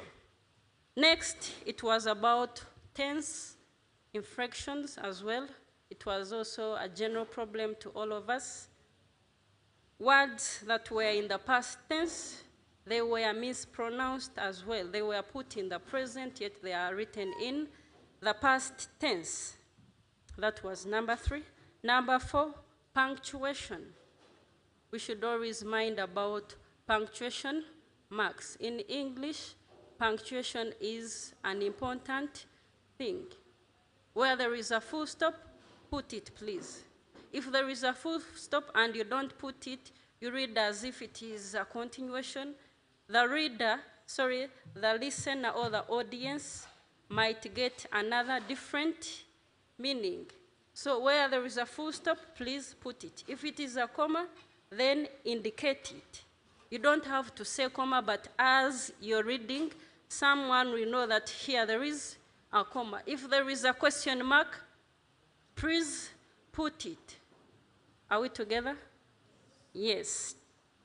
And number 5, another thing that I've realized, accent. Next time you're having any competition, please try to be yourself. Don't try to force someone's accent, because we are not the same, as we've said.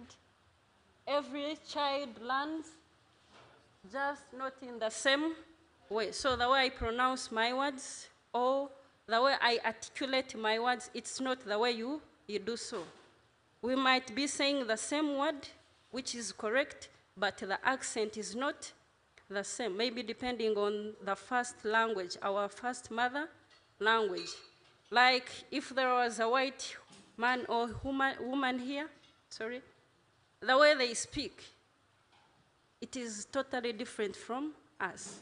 Their accent is totally different. But when we are speaking in English, they understand what we are saying, and we also understand what they are saying. So let's try not to copy accent which is not ours. Try to be natural, be yourself, as simple as that.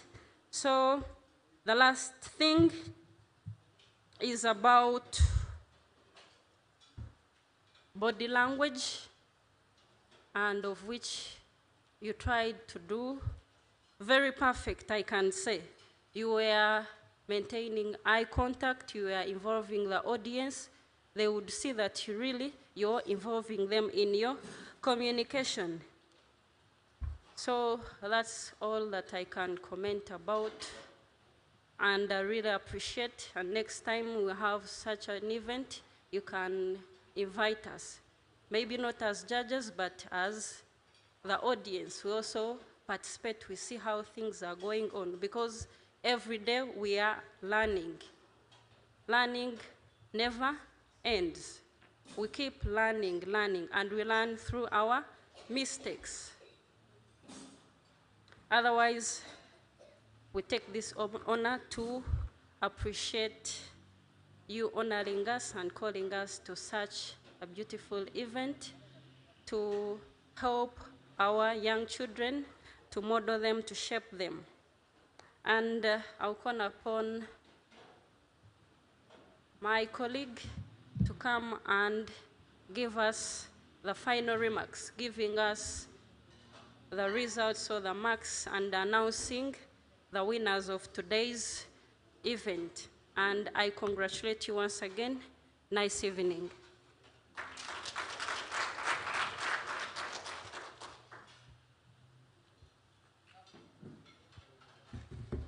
Good evening once again. Yeah.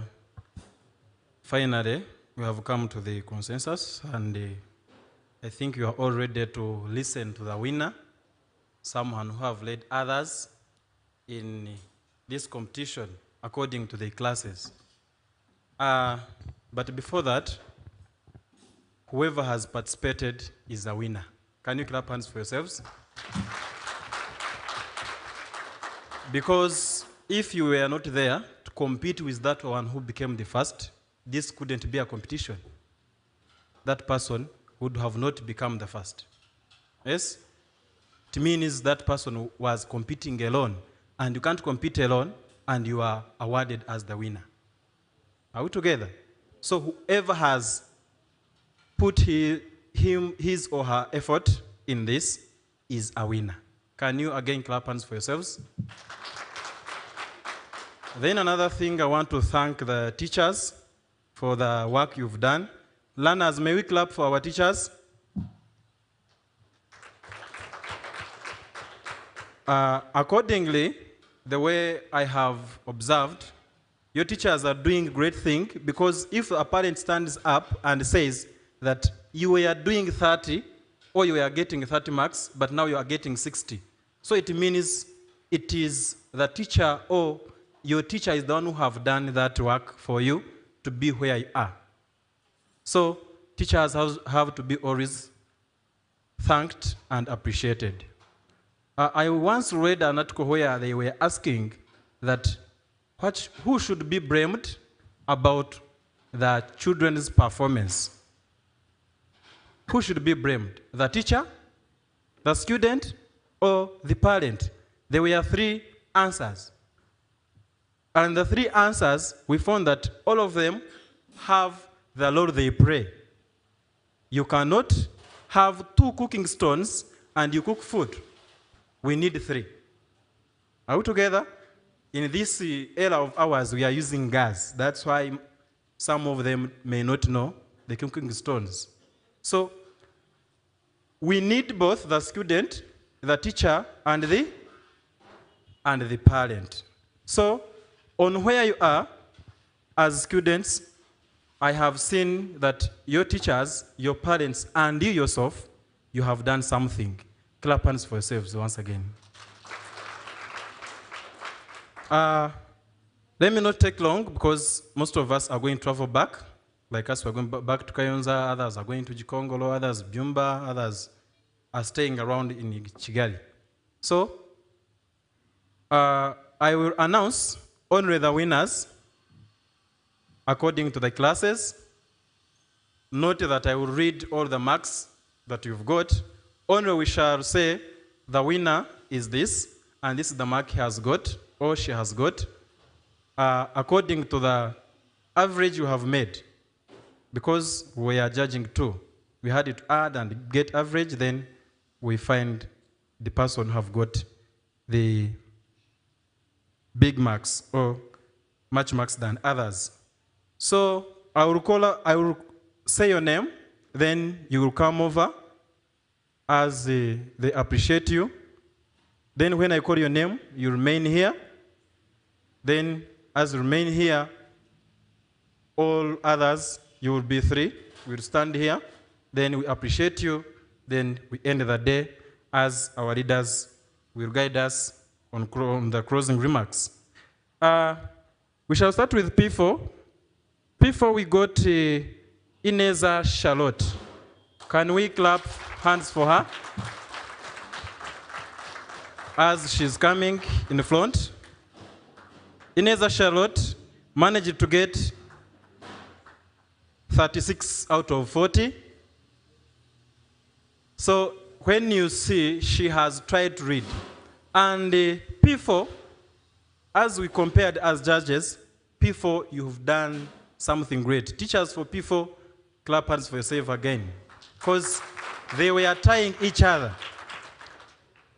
Then P5, let's have, we have got Ishimwe Zitaliet from Bujesera.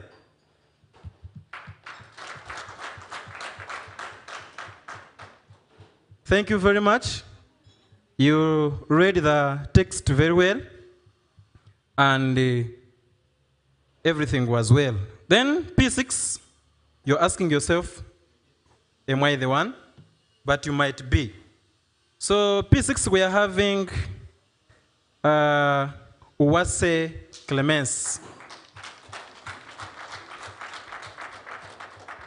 According, as I have said, we have all become the winners. So I want to give this advice to the boys who are here, the boys like me, because I'm still a boy, I'm not a man. Yes? Though I'm old, but not yet married. So, boys, don't see yourselves as the failures. You can make it. Today is this one, tomorrow is you. Only what you need to do, you ask your teachers, they request the way we marked you, you check the errors that you made, then after checking the errors, that's when you will do the marks according to the next time or any other time you are called upon. So you first know your error. After knowing your error, you correct it. Then after correcting it, you become perfect. So once again, I congratulate the three who are here. May you clap hands for them. They have done a tremendous work. You were not 100% correct. Sorry, I didn't read marks for others. Harriet got also 36. Then Uwase got 32. So when you compare, at least you were trying, but we need to improve. Because if you didn't get 40 out of 40, it means there is an area where you are weak. Yes? People with 30, people with 38, it means that 2 mark carries a lot. Are we together? So don't see yourselves as winners.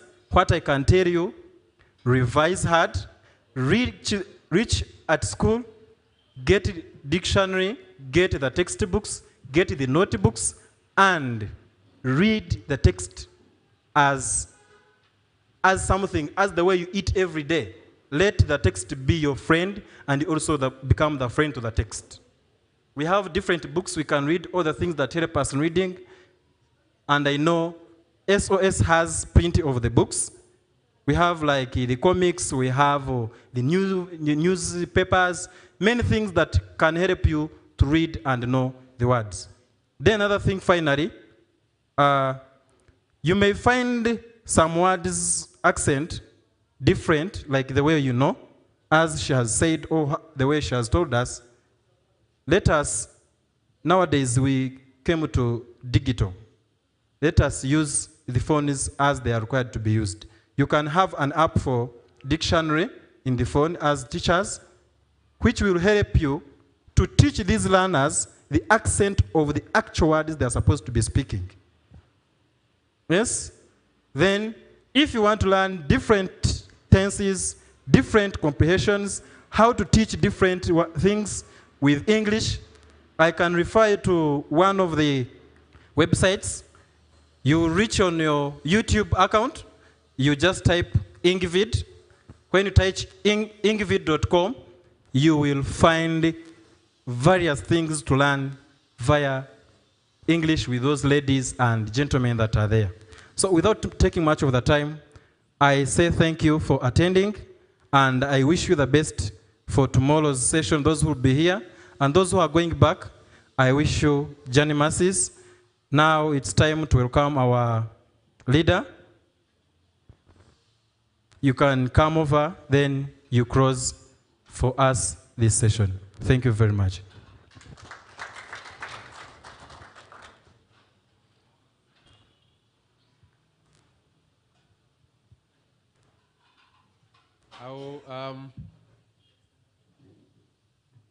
I'll first appreciate the big work that has been done by the judges.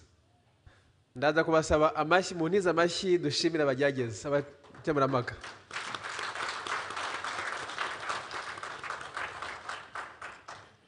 Why am I first and foremost, appreciating them. Without their efforts invested, there would be nothing here. We only came here, but having read that the best winners, the 3 winners, we have known their names, it is due to their support. Allow me to do this.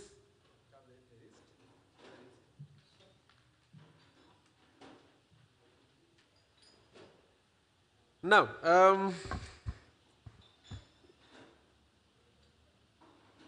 when I saw the marks, something came to my head that at some point I could rejoice, but another side I could not feel well, simply because I'm seeing my fellow younger men being defeated by our fellow sisters. By the way, this is normal, but again, I thought at least we could be having some boys and girls. But later on, things turned red, where surprisingly, girls could beat their brothers. This is something that is so amazing. In some years back, people thought and gave it a value that girls are not meant to go to school or are not meant to perform well in their academics. This has practically proven that girls can make it work. Sigera? Yes, mukobura hangaha. Wakwe hamashi? So please, not really speaking, this is not magic. I think not only us who are in the room, but also the world has seen it. Because this has been done publicly. The judges didn't know any of the 24 children. They could only see them when they were being called to come and read. And therefore, this has proven that girls can also learn and perform better. Please, girls, I think I would say, keep it up. Mukomereza aho ngaho sibyo? Abakobwa murabyumva? The Charlotte, the Harriet, and the Clemence. Charlotte is representing Gichumbi. Gichumbi people, where are you? Gichumbi, congratulations. Come with your mashi. Are you not happy? The Gichumbians and the Begeserians, where are you? Congratulations. Hey, and the Kayonzians, where are you? Hey, you should celebrate with us. So, those 3 students are representing others in the 120 schools where SOS Children's Villages through Kurmenye project is implementing a remedial learning program. So, I think we are almost coming to the close of the day. I only wanted to say thank you to each and everyone that has in one way or the other participated and helped the effectiveness of the program to run very well. We are going to close. For those who are, and I'm very sure some are going back tomorrow, and others shall continue tomorrow, because tomorrow we're having another event, which is what? The National Foundational Learning Campaign, where these 3 girls, the best performers, will be officially rewarded by the guest of honor who's representing the Ministry of Education, not SOS. Mwabyumvise abanyeshuri? Mwabyumvise icyo navuze? Abagiye hari abari butahe, hari n'abo tuzakomezanya ejo. Aba bana batsinze 3 tuzakomezanya ejo bazahembwa. Ntabwo ari SOS zabahemba. Iki ni igihembo gikomeye cyane. Abana bahagarariye ibigo 120 SOS ikoreramo remedial learning program cyangwa se iriya nyigisho nzamura ubushobozi bigize umushinga wakurumenye. Ibi bazashimirwa, ngira ngo hari tuzabaha n'umwanya usibye ko nahari badusangize n'irihe banga bakoresheje.